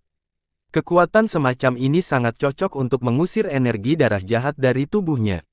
Saya harus berterima kasih kepada kalian semua. Tanpa formasi, saya harus menghabiskan banyak upaya untuk menghilangkan kejahatannya. Kata-kata ini membuat Dewa Intan dan kelima leluhur memiliki ekspresi yang sangat tidak sedap dipandang. Jadi ternyata Li Qiye hanya menggunakannya. Bocah ini terlalu jahat. Banyak orang yang tercengang setelah mendengar ini. Awalnya, orang mengira formasi eksorsisme sedang menekan Dewa Mayat. Siapa yang mengira Li Qiye memanfaatkan formasi tersebut? Ini sama saja dengan menyerahkan istri dan kehilangan pasukan juga. Giliran saya, Li Qiye tersenyum pada leluhurnya yang kelima. Babaknya berputar sekali lagi saat energi mati memenuhi tubuhnya. Ledakan. Dengan ledakan keras, mayat dewa menyerang. Tubuhnya berubah menjadi seberkas cahaya, dan di saat berikutnya, disertai cipratan darah. Kelima leluhur itu langsung ditembakkan dengan darah muncrat seperti mata air. Binatang kecil, kamu ingin mati. Seorang junior yang membunuh keturunannya tepat di depan hidungnya membuat Dewa Intan marah. Dia langsung menuju Li Qiye. Namun, sebelum dia bisa mencapai tujuannya, Dewa Mayat muncul di hadapan Li Qiye dan dengan mudah menghentikan serangannya. Li Qiye berdiri di sana dan dengan santainya berkomentar, kau jauh dari kata God Monarch sehingga kau tidak bisa dibandingkan dengan mayat dewa ini sama sekali. Bagus, bagus, biarkan aku memeriksa kejeniusan masa lalu yang tak tertandingi ini. Dewa Intan memiliki ekspresi yang aneh. Dia tidak bisa menangkap Li Qiye tanpa membunuh mayat yang melindunginya. Tanpa senjata pemukulan atau tubuh kristal, kamu bukanlah tandingannya. Li Qiye mendengus dan menyebarkan bab kehancuran, membiarkan energinya melonjak sekali lagi. Ledakan, mayat dewa yang kejam mencapai Dewa Intan. Sang dewa sangat marah karena dipandang rendah seperti ini dan mengangkutnya secara langsung. Gemuruh. Dalam sekejap mata, Dewa Intan dan Dewa Mayat saling bertukar 5 pukulan di langit, menyebabkan kehancuran yang luas. Ledakan. Dewa Intan terpesona oleh mayat itu sambil memimpikannya seteguk darah. Mati. Dewa Intan yang marah akhirnya menyerang dengan senjata leluhurnya. Ia melintasi langit dan menekan langit. Di sisi lain, Dewa Mayat melonjak dalam pola seolah-olah sedang menari, seperti naga banjir melawan senjata yang mendekat. Bang! Dalam sekejap, pertempuran terus berlangsung, menyebabkan matahari dan bulan kehilangan kecemerlangannya. Banyak orang yang tegang karena ketakutan akibat pertempuran yang mengerikan ini. Dewa Intan memang menjadi jauh lebih kuat dengan senjatanya di tangan. Bahkan Dewa Raja mungkin harus mundur menghadapi kombinasi ini. Namun, kekuatan mayat dewa jauh melampaui imajinasi, terutama setelah dimurnikan oleh formasi eksorsisme. Ia menjadi lebih perkasa, seolah inilah kekuatan sebenarnya. Ia terus mengubah pola terbangnya, kadang-kadang menyerupai burung phoenix sementara di waktu lain, seekor naga. Dengan ini, ia mampu melawan Dewa Intan dengan senjata leluhurnya. Setiap gerakannya memiliki kedalaman yang tak terlukiskan dan kecemerlangan yang tak terkatakan, gaya yang sempurna. Luar biasa, siapapun akan terkejut melihat mayat dewa bergerak begitu bebas di bawah rentetan senjata kekuasaan Dewa Intan. Raja Iblis dari generasi sebelumnya telah mendengar legenda tentang Dewa Mayat dan berseru dengan kagum, ini adalah seorang jenius tertinggi dari legenda, sungguh luar biasa. Dewa Mayat adalah putra nenek moyang Tombe School.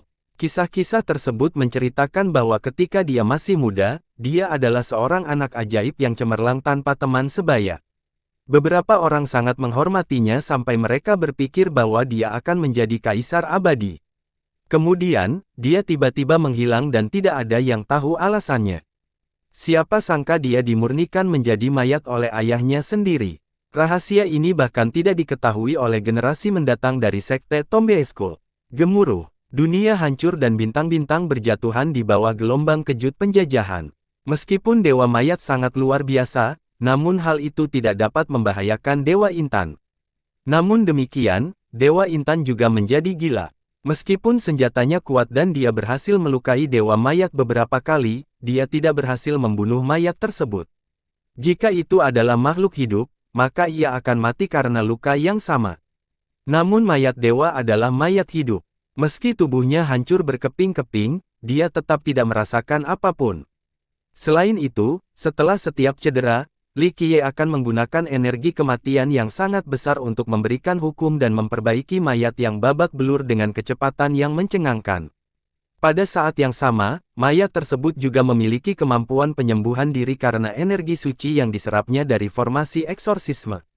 Luka yang parah akan mengakibatkan gelombang energi suci dari dalam tubuh mayat yang menutup luka tersebut.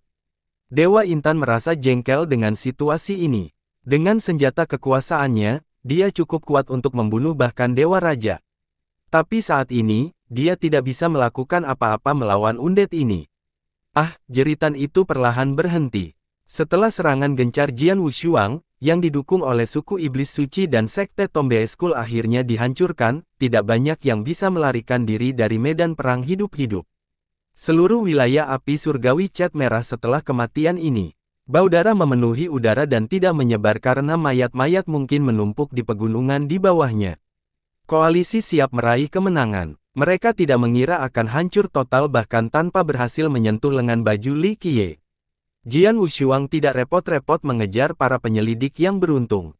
Dia terbang kembali dengan suasananya yang selalu agresif dan arogan. Membuka. Akhirnya, di tengah kebuntuan ini, Dewa Intan yang murka memancarkan cahaya yang menyilaukan. Tubuhnya yang tampak terbuat dari emas berubah menjadi jernih. Ledakan. Pada saat yang sama, Dewa Mayat melancarkan serangan yang menghancurkan bumi. Dewa Intan memilih untuk tidak menghindar karena serangan itu sama sekali tidak efektif pada tubuhnya.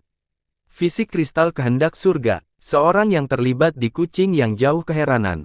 Setelah pemandangan melihat ini, saatnya berakhir ini, Dewa Intan berteriak. Dia tidak lagi mempedulikan serangan dari Dewa Mayat dan menyalurkan energinya ke senjata ayahnya. Sebuah ledakan dahsyat yang menghempaskan mayat dewa dan merobek tubuhnya. Namun, energi kematian dan hukum dari bab tersebut membangun kembali tubuh yang rusak secara instan. Mati. Sambil mengandalkan fisik kristal, Dewa Intan melancarkan serangkaian pukulan keras ke Dewa Mayat yang akhirnya dirugikan. Fisik kristalnya bisa mengabaikan semua bahaya, sehingga Dewa Intan bisa bertindak sembarangan. Serangan mayat dewa semuanya dibatalkan, sehingga menjadi terbuka terhadap serangan gencar senjata ayahnya. Dalam sekejap, mayat dewa terkoyak-koyak. Meski bab tersebut bisa menyembuhkan tubuhnya, namun proses penyembuhannya menjadi semakin lambat setelah diremukkan berulang kali. Fisik kristal ini, seseorang tidak akan kalah jika aktif. Siapapun akan meratap setelah melihat mayat dewa hancur. Fisik kristal adalah pertahanan yang tidak bisa ditembus, yang terkuat di dunia ini. Kaisar Abadi Jingyu tidak terlalu spektakuler dibandingkan rekan-rekannya. Namun, setelah menciptakan bentuk kristal ini, dia menjadi sangat terkenal. Beberapa orang bahkan menyatakan bahwa karena fisik kristalnya, Kaisar Abadi Jingyu dapat menduduki peringkat 10 kaisar terbaik sepanjang masa. Dewa Intan saat ini ingin menang secepat mungkin dengan menghancurkan Dewa Mayat karena dia hanya punya waktu 1 jam. Setelah jangka waktu ini berakhir, isiknya akan hilang.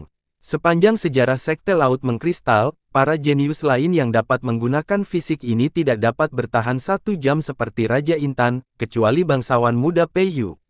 Tentu saja, keberadaan seperti Pei Yu yang bisa bertahan 6 hari 6 malam adalah sebuah keajaiban. Hanya 2 orang di luar Kaisar Abadi Jingyu yang mampu mencapai hal ini. Inilah kelemahan fisik kristal. Seseorang tidak dapat menggunakannya terus-menerus, dan memerlukan waktu yang lama untuk mengisi ulang. Tentu saja, ada juga legenda tentang Kaisar Abadi Jingyu yang dapat menggunakannya terus-menerus pada masa puncaknya, jadi dia selamanya tidak dapat dipecahkan. Sayangnya, ini hanya legenda, sesuatu yang hanya bisa dilakukan oleh Kaisar Abadi Jingyu, tidak ada jenius lain dari sekte ini yang bisa mencapai level ini. Setelah melakukan penelitian mendalam, sekte tersebut percaya bahwa alasan mengapa Kaisar dapat menggunakannya selamanya adalah karena kehendak langitnya. Meskipun Dewa Intan menjadi terkenal di dunia karena fisiknya yang tidak dapat dibunuh bahkan oleh para dewa, dia tidak akan menggunakannya kecuali tidak ada pilihan lain. Jika dia tidak bisa membunuh musuhnya, maka dia akan menggunakan fisiknya untuk mencari kesempatan melarikan diri. Saat itu ketika dia disergap oleh 3 God King, dia tidak punya pilihan lain selain menggunakan fisik kristalnya. Dia tidak bisa membunuh para God King dan hanya bisa melarikan diri. Setelah melihat mayat dewa dihancurkan berulang kali oleh senjatanya, Li Qiye memerintahkan Jian Wushuang, pergi, bunuh dia. Dia tercengang setelah mendengarnya. Dia selalu percaya diri, tapi dia tidak bisa melakukan apapun melawan fisik kristal. Ini adalah hukum kaisar yang tidak bisa dilanggar. Aku tidak menyuruhmu untuk menghancurkan fisik kristal. Li Qiye melanjutkan, aku menyuruhmu untuk membunuh. Ya, Anda tidak dapat menghancurkan fisik kristal dengan kemampuan Anda saat ini, tetapi Anda dapat menekannya, mengerti? Busur sejati 9 kata ada di tangan Anda. Mengenai cara pembunuhan, pikirlah. Dia mengangguk setelah menyatakan ini. Jian Wushuang sedikit bingung, tapi juga dia tetap jenius. Dia akhirnya menenangkan diri dan menarik napas dalam-dalam. Dengan suara mendengung, muncullah roda kehidupannya. Di bawah pemberdayaannya, energi darahnya melonjak seperti gelombang pasang hingga ke langit. Dia membuka istana takdirnya dan senjata takdir sejatinya yang baru muncul dari dalam. Senjata ini menyerupai bulan. Itu menyala saat aktivasi seolah-olah waktu tersedot ke dalam. Temporal Bright Moon adalah nama yang diberikan untuk senjata takdir baru ini. Gebrakan lain terdengar. Jian Wushuang memegang busur di tangannya saat itu memancarkan cahaya yang menyilaukan. Kata, atur, ditarik kembali pada tali busur. Pada saat yang sama, bulan cerah duniawi miliknya memancarkan cahaya sementara yang jelas yang memberkati panah ini. Suara mendesing. Panah ini terlalu cepat dan melampaui persepsi visual.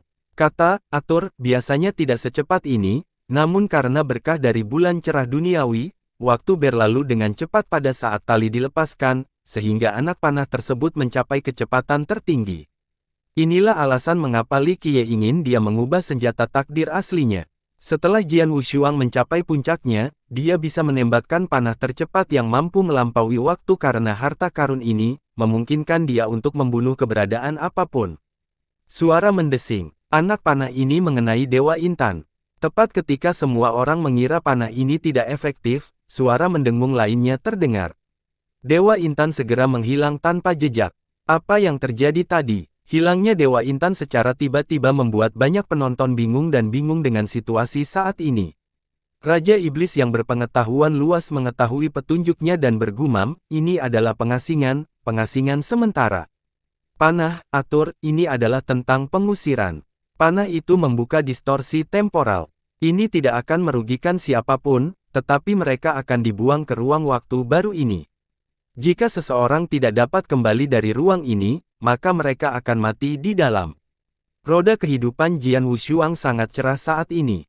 Seluruh energi darahnya menyulut temporal Bright Moon, menyebabkannya menyala dan secara tidak langsung meningkatkan aliran temporal hingga ekstrim. Jian Wushuang menarik tali busurnya kembali dengan panah, atur, lainnya dan senjata takdir sebenarnya yang memberdayakannya. Waktu berlalu dan akhirnya, Dewa Intan dengan senjata kekaisarannya yang luar biasa berhasil kembali dari distorsi temporal. Kekosongan itu hancur saat dia muncul. Meletus. Dia tidak bisa melarikan diri setelah kembali. Panah, atur, langsung menyerangnya sekali lagi. Dia mencoba menghindarinya tetapi perjalanan waktu terlalu cepat, membuat anak panah ini tidak dapat dihindari, terutama setelah kemunculannya baru-baru ini dari ruang lain. Dia sekali lagi diasingkan dan menghilang di hadapan semua orang. Meskipun tidak ada cara untuk menghancurkan fisik kristal, seseorang masih dapat menekan atau membuangnya. Ada cerita tentang keberadaan tak terkalahkan yang berurusan dengan fisik kristal dengan cara ini. Seorang penonton memahami maksud Jian Wushuang setelah melihat ini. Meletus. Dewa Intan kembali lagi. Dia benar-benar kuat dengan fisik kristal dan senjata kekaisaran. Distorsi temporal tidak bisa menjebaknya. Namun, dia hanya bisa diserang lagi dan diasingkan sekali lagi ketika dia berhasil kembali ke tempat ini. Setelah diasingkan sebanyak 5 kali, Li Qiye pelan-pelan mengucapkan saat tiba waktunya untuk pengasingan ke-6, sudah waktunya bagimu untuk membunuhnya. Jian Wushuang menarik napas dalam-dalam. Dia menarik bulan cerah duniawinya dan mengumpulkan seluruh energi darahnya di busur sejati 9 kata. Begitu dia menarik talinya kembali, busurnya menjadi seterang 9 matahari terbit perlahan, tidak ada yang bisa melihat penampakannya atau anak panah yang akan dilepaskan. Meletus. Akhirnya, Dewa Intan sekali lagi membuka kekosongan dan kembali. Kali ini, dia berlumuran darah dan compang camping. Fisik kristalnya akhirnya menghilang sejak 1 jam telah berlalu. Pada saat ini, waktu seakan terhenti, dunia terus berkembang saat Jian Wushuang melepaskan panahnya. Panah ini tidak dapat dipecahkan. Semua ribuan tahun kembali ke sumber aslinya karena panah ini. Rupanya ruang dan waktu menghilang dan hanya satu anak panah ini yang ada selamanya. Semuanya terhenti dengan panah ini, menyebabkan pikiran semua orang hilang. Saat pikiran mereka kembali, mereka hanya bisa mendengar suara yang menusuk. Aliran darah mengalir ke atas. Anak panah ini menembus kepala Dewa Intan. Matanya masih terbuka lebar meski tidak bisa melihat jenis panah apa itu. Itu jauh lebih cepat dari persepsinya. Sosoknya yang kuat jatuh dari atas dan terbanting keras ke tanah. Tentara dan pejuang turun dan mengatur diri kalian di depanku. Ke-9 kata dalam satu panah. Ini adalah anak panah pamungkas dari busur sejati 9 kata, anak panah yang terdiri dari seluruh mantranya. Panah ini memiliki kecepatan, kematian, dan kehancuran tertinggi. Jika Jian Wushuang menembakkan panah, prajurit, atau pejuang, terhadap seseorang yang berkonsultasi dengan Dewa Intan, maka akan sulit untuk membunuhnya. Namun, dia baru saja lolos dari distorsi temporal dan tidak diberi kesempatan untuk menghindari panah mantra penuh ini. Dapat dikatakan bahwa dia bahkan tidak memiliki kesempatan untuk melihatnya. Dengan kecepatan, tingkat kematian, dan kekuatan yang ekstrim, tidak sulit bagi panah ini untuk membunuh Virtuous Paragon. Dalam sekejap, seluruh pemandangan menjadi sunyi senyap. Semua orang merasakan tubuh mereka membusuk. Meskipun Dewa Intan bukanlah Dewa Raja, setidaknya dia adalah seorang master legendaris atau bahkan eksistensi abadi. Paragon dengan fisik kristal yang tidak bisa ditembus dan senjata kaisar abadi Jing Yu masih dibunuh oleh junior Raja Surgawi. Ini merupakan peristiwa yang sangat mencengangkan. Siapapun akan gemetar setelah melihat hal yang mustahil terjadi. Dewa Intan, yang dianggap tidak dapat dibunuh bahkan oleh para God Kings, telah mati secara tragis di mata Jian Wushuang. Saat ini, senjatanya melayang di udara. Jian Wushuang mendalam dan ingin meraihnya. Namun, dia bukanlah murid dari Sekte Laut. Senjata itu berdengung lalu langsung kabur tanpa bekas. Dia hanya bisa menghela nafas. Tentu saja, dia mengerti bahwa tidak mudah untuk merebut senjata warisan dari seorang keturunan. Itu membutuhkan keahlian dan keterampilan. Luar biasa, ini adalah dao memanah yang sempurna. Akhirnya, seseorang menjadi tenang dan keheranan. Seorang tokoh besar dari generasi sebelumnya berkomentar dengan penuh emosi, batas busur dan anak panah, saya khawatir dia akan mampu bersaing dengan Ye Qingcheng di masa depan. Seperti kata pepatah, lebih baik menjadi sempurna dalam satu bidang seni daripada mengetahui 100 teknik. Panahan Putri Jian sudah mencapai batasnya dan dia akan menjadi calon kaisar terkuat dalam waktu dekat. Jian Wushuang selalu menjadi sorotan sebagai keturunan utama klan Jian. Namun, masih ada kesenjangan tertentu antara dia dan keberadaan seperti Ye Qingcheng. Namun hari ini, ia menunjukkan kecemerlangannya dalam aksi, sehingga banyak yang mempunyai opini baru tentangnya. Penguasaan dasar memanahnya sudah bagus. Sekarang, dia memiliki busur yang sebenarnya serta bimbingan dan kehalusan Li Qiye, menjadikannya semakin tak terduga. Faktanya, saat dia mendapatkan busur yang sebenarnya adalah ketika dia memutuskan untuk sepenuhnya meluncurkannya dalam dao memanah. Dia bahkan membuat dirinya melupakan manfaat hukum lainnya dan hanya menyisakan panahan di dalam hatinya. Sejak saat itu, dia mendapat terobosan besar serta pemahaman yang lebih mendalam tentang pembakar. Pembantaian akhirnya berakhir, namun bau darah masih tersisa. Penonton yang jauh belum juga pergi. Mereka mengawasi medan perang yang berantakan dan terus merinding.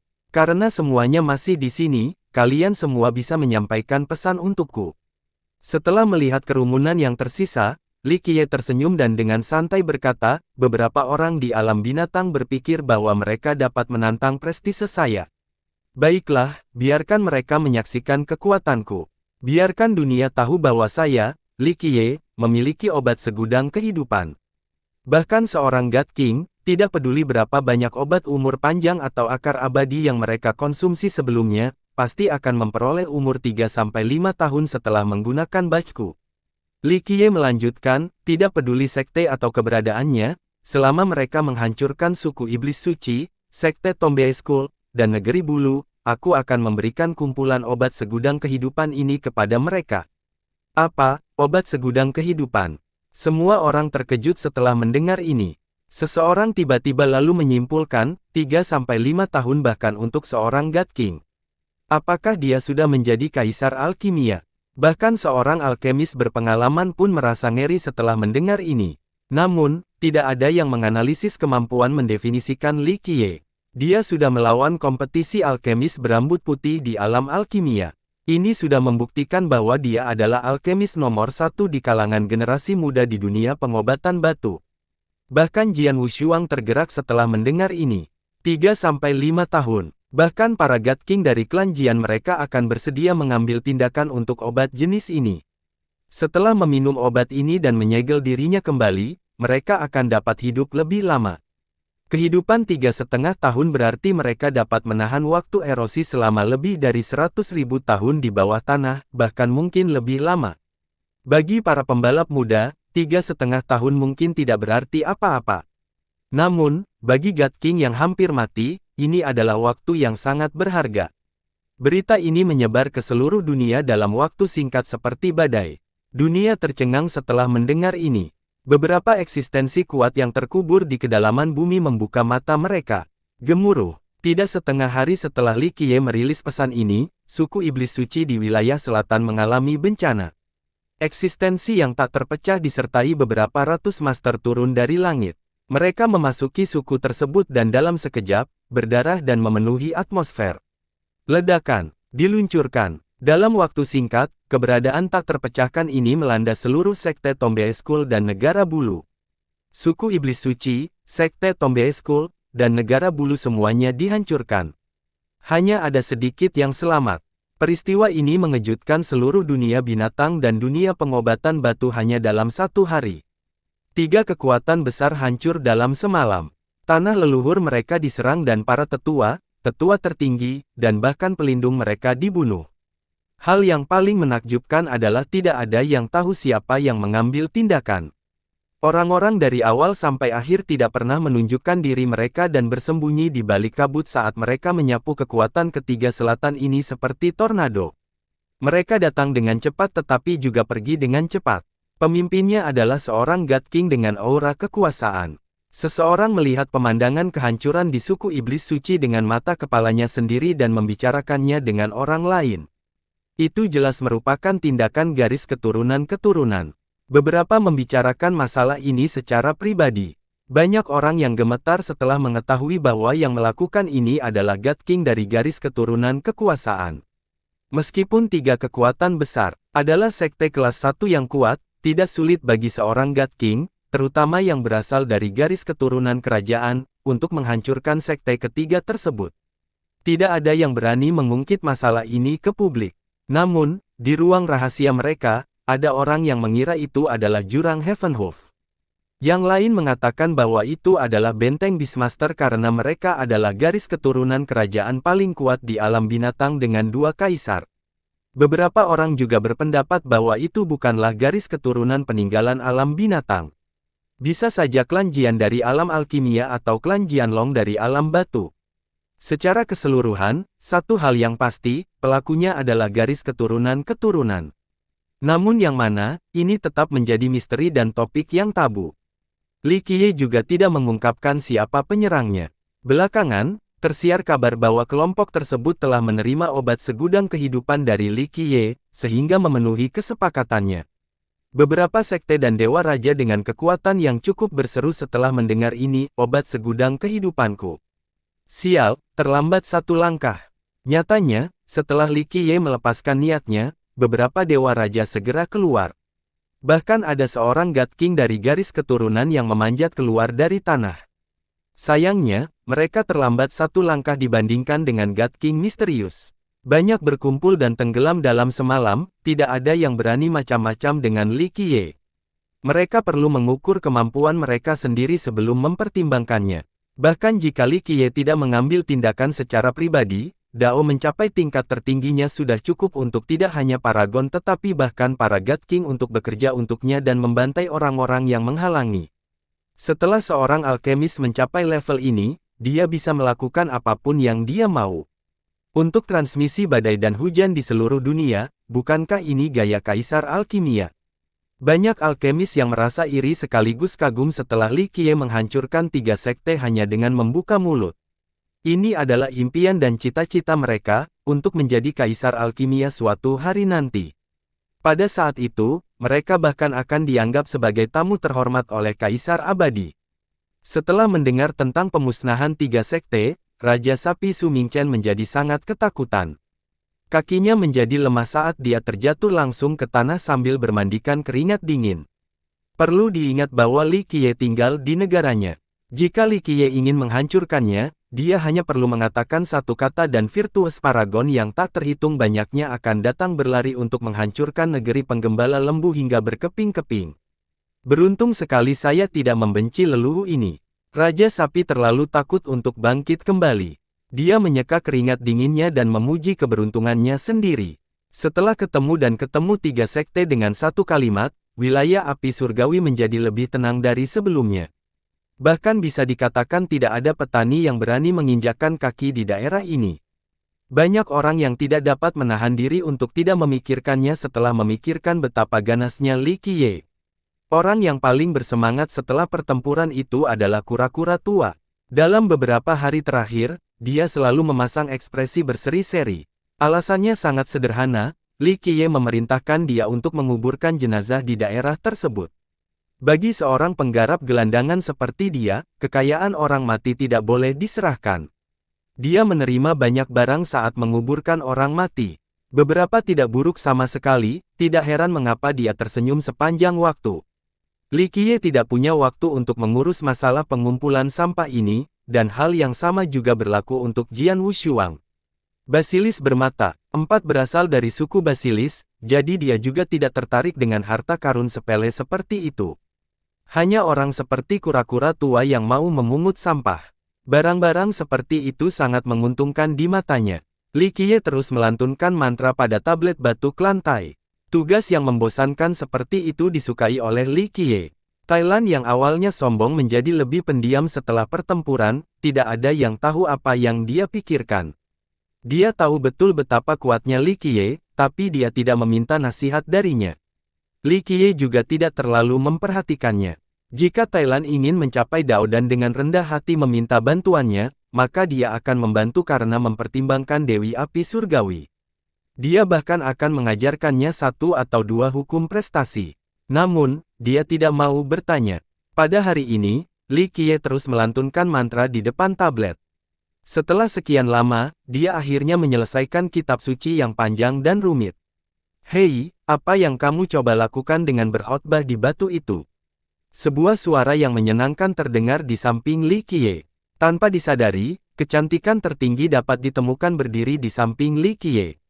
Wanita ini memiliki rambut keemasan sehalus air terjun dan berjemur di bawah sinar matahari. Sosoknya yang cantik, langsing, dan tinggi dapat memikat hati orang lain, sementara payudaranya yang besar, pinggangnya yang tipis, dan wajahnya yang tanpa celah semuanya luar biasa. Penggulingan kerajaan bukan sekedar kiasan tetapi kenyataan jika meliputi gadis ini.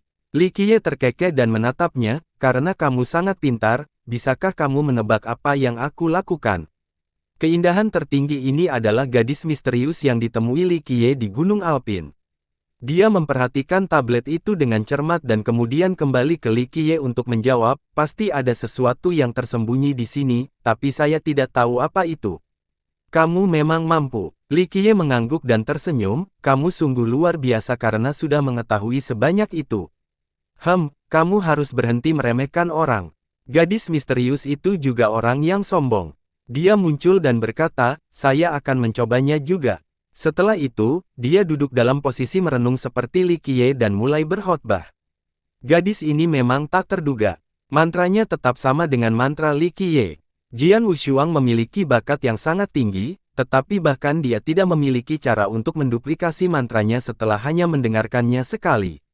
Sedikit menarik, bakat seperti itu bisa disebut tak pernah dipertandingkan sepanjang zaman. Li Qiye harus memuji setelah menyaksikan prestasi ini.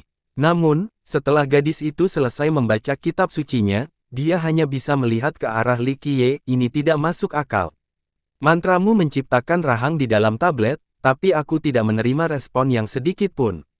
Tidak buruk sekali untuk bisa mendeteksinya. Layak untuk dipuja oleh surga lamamu. Li Qiye memuji. Gadis misterius itu meregut lalu menatap Li Qiye, apa istimewanya ini? Gadis itu sangat berterus terang dan menyatakan dengan bangga dan terus terang, "Hei, beritahu saya rahasia tentang tablet ini. Ada sedikit hal yang tidak dapat saya lihat di dunia ini, dan ini adalah salah satunya." Li Qiye dengan santainya tersenyum dan menjawab, "Namaku bukan, Hei, tapi Li Qiye. Jika Anda memanggil saya Tuan Muda atau Bos, mungkin saya akan berpikir untuk memberitahu Anda rahasia masalah ini." Aku tahu namamu Li Qiye."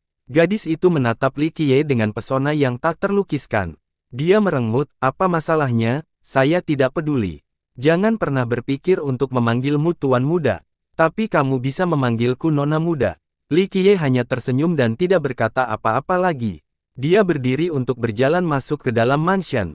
Gadis misterius itu juga berdiri dan mengikuti tepat di belakangnya. "Oh wah bos, kemana kamu pergi untuk menemukan wanita seksi seperti itu?" Basilis bermata empat berseru setelah melihat gadis di belakang Li Qiye. "Bah, dari mana datangnya Basilis bermata empat ini?" Gadis itu melirik ke arah Basilis dan bersinar. Basilis tidak senang dengan sikap gadis itu. Dia melengkungkan dadanya dan mengambil pose heroik sambil berteriak, "Jangan meremehkanku, aku adalah Basilis bermata empat yang paling tampan dan unik sepanjang zaman. Kamu bisa menyombongkan diri selama setengah hari, tapi pada akhirnya, kamu tetaplah seekor iblis ayam." Gadis misterius itu tidak memegang wajah apapun dan tertawa terbahak-bahak saat dadanya berputar maju mundur. Basilis itu menjawab dengan lantang, "Gadis kecil ini, kamu berani menggodaku. Perhatikan bagaimana aku akan menanganimu. Ayolah, kamu pikir kamu begitu istimewa." Gadis misterius itu sangat pemarah. Dia sudah memulai pelanggarannya bahkan sebelum dia selesai berbicara. Bintang-bintang terfokus di tangannya saat aura kekaisaran yang besar muncul. "Oh ibu, hukum kaisar kerajaan alkimia." Basilis itu terkejut dan segera mundur. Keempat matanya dengan cepat berpindah dan menembakkan sinar membatu untuk menekan hukum kaisar. Bang, bang, bang. Gadis berkepala panas itu melepaskan 3 serangan dalam satu gerakan.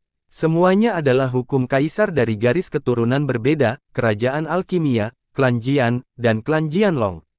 Basilis juga luar biasa. Sinar dari keempat matanya mampu menghentikan hukum ketiga kaisar. Hanya membatukan. "Lihat aku." Gadis misterius itu merengut. Setelah mengirimkan 3 serangan, dia segera mengetahui misteri mata Basilis. Mata cantiknya bergeser dan memancarkan sinar juga. Dengan suara dengungan, Basilis yang ketakutan itu berubah menjadi batu.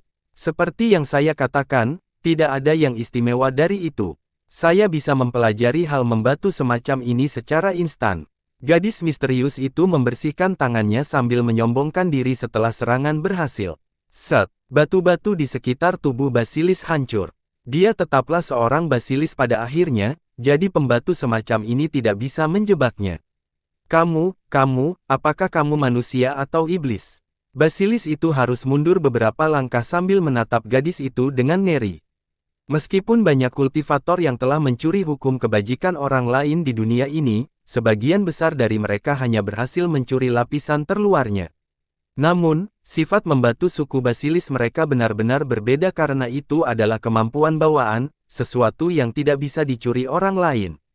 Tapi gadis di depan ini berhasil melakukannya hanya dalam 3 gerakan. Ini terlalu menakutkan, di dunia ini, apakah ada sesuatu yang rahasia padanya? Gadis itu dengan narsis menjawab, apakah ada iblis secantik aku di dunia ini?" Saat ini, Jian Wushuang keluar dari dalam. Tatapannya terfokus pada gadis misterius itu saat dia tiba. Ruangan menjadi lebih terang saat keduanya bersama. Thailand dengan lembut menghela nafas, tidak peduli betapa cantiknya seorang gadis, mereka akan merasa tidak aman ketika berdiri di hadapan Jian Wushuang dan gadis misterius ini. Keduanya bagaikan permata yang menerangi seluruh ruangan bagaikan lukisan indah. Masing-masing dari mereka memiliki gaya uniknya masing-masing. Jian Wushuang juga sangat cantik. Dari segi penampilan, dia tidak kalah dengan gadis misterius dan bahkan bisa dianggap sedikit lebih unggul. Namun, sosoknya bukanlah tandingan gadis misterius itu. Sosok gadis ini sangat menawan dan memancarkan godaan yang tak terbatas. Di antara para wanita di sisi Li Qiye, hanya Chen Baojiao yang bisa bersaing dengan gadis misterius ini. Gadis misterius itu tertawa setelah melihat Jian Wushuang, dan berkata, "Haha, Jian Wushuang, kamu juga di sini. Tepat pada waktunya, saya ingin mengadakan kontes memanah Anda." Kesombongan Jian Wushuang tidak goyah di hadapan gadis yang sebanding dengannya dalam segala aspek. Dia dengan sorot dinginnya dan bersinar, "Long Jingxian, siapa yang ingin bersaing denganmu? Bukankah seharusnya Anda terjebak di rumah dan belajar menjadi lebih feminim? Bagaimana kamu menyatakannya?" Siapa bilang aku harus belajar menjadi feminin? Saya selalu lembut dan penuh perhatian." Sikap gadis misterius itu sepertinya berubah setelah mengatakan ini. Tampaknya olah dia telah menjadi orang yang berbeda. "Jian Wushuang, kamu salah mengira aku melarikan diri dari rumah. Saya hanya keluar untuk istirahat." Gadis itu tidak lagi pemarah. Sikapnya yang sombong tiba-tiba menjadi lembut seolah-olah dia adalah orang yang sama sekali berbeda. Dia sekarang anggun dan sopan seperti seorang putri bangsawan. Keanggunan ini melampaui kata-kata. Matanya yang cerah menjadi semakin mempesona dan mampu mencuri jiwa penontonnya. Siapapun akan terpesona oleh matanya tanpa kecuali. Bersambung.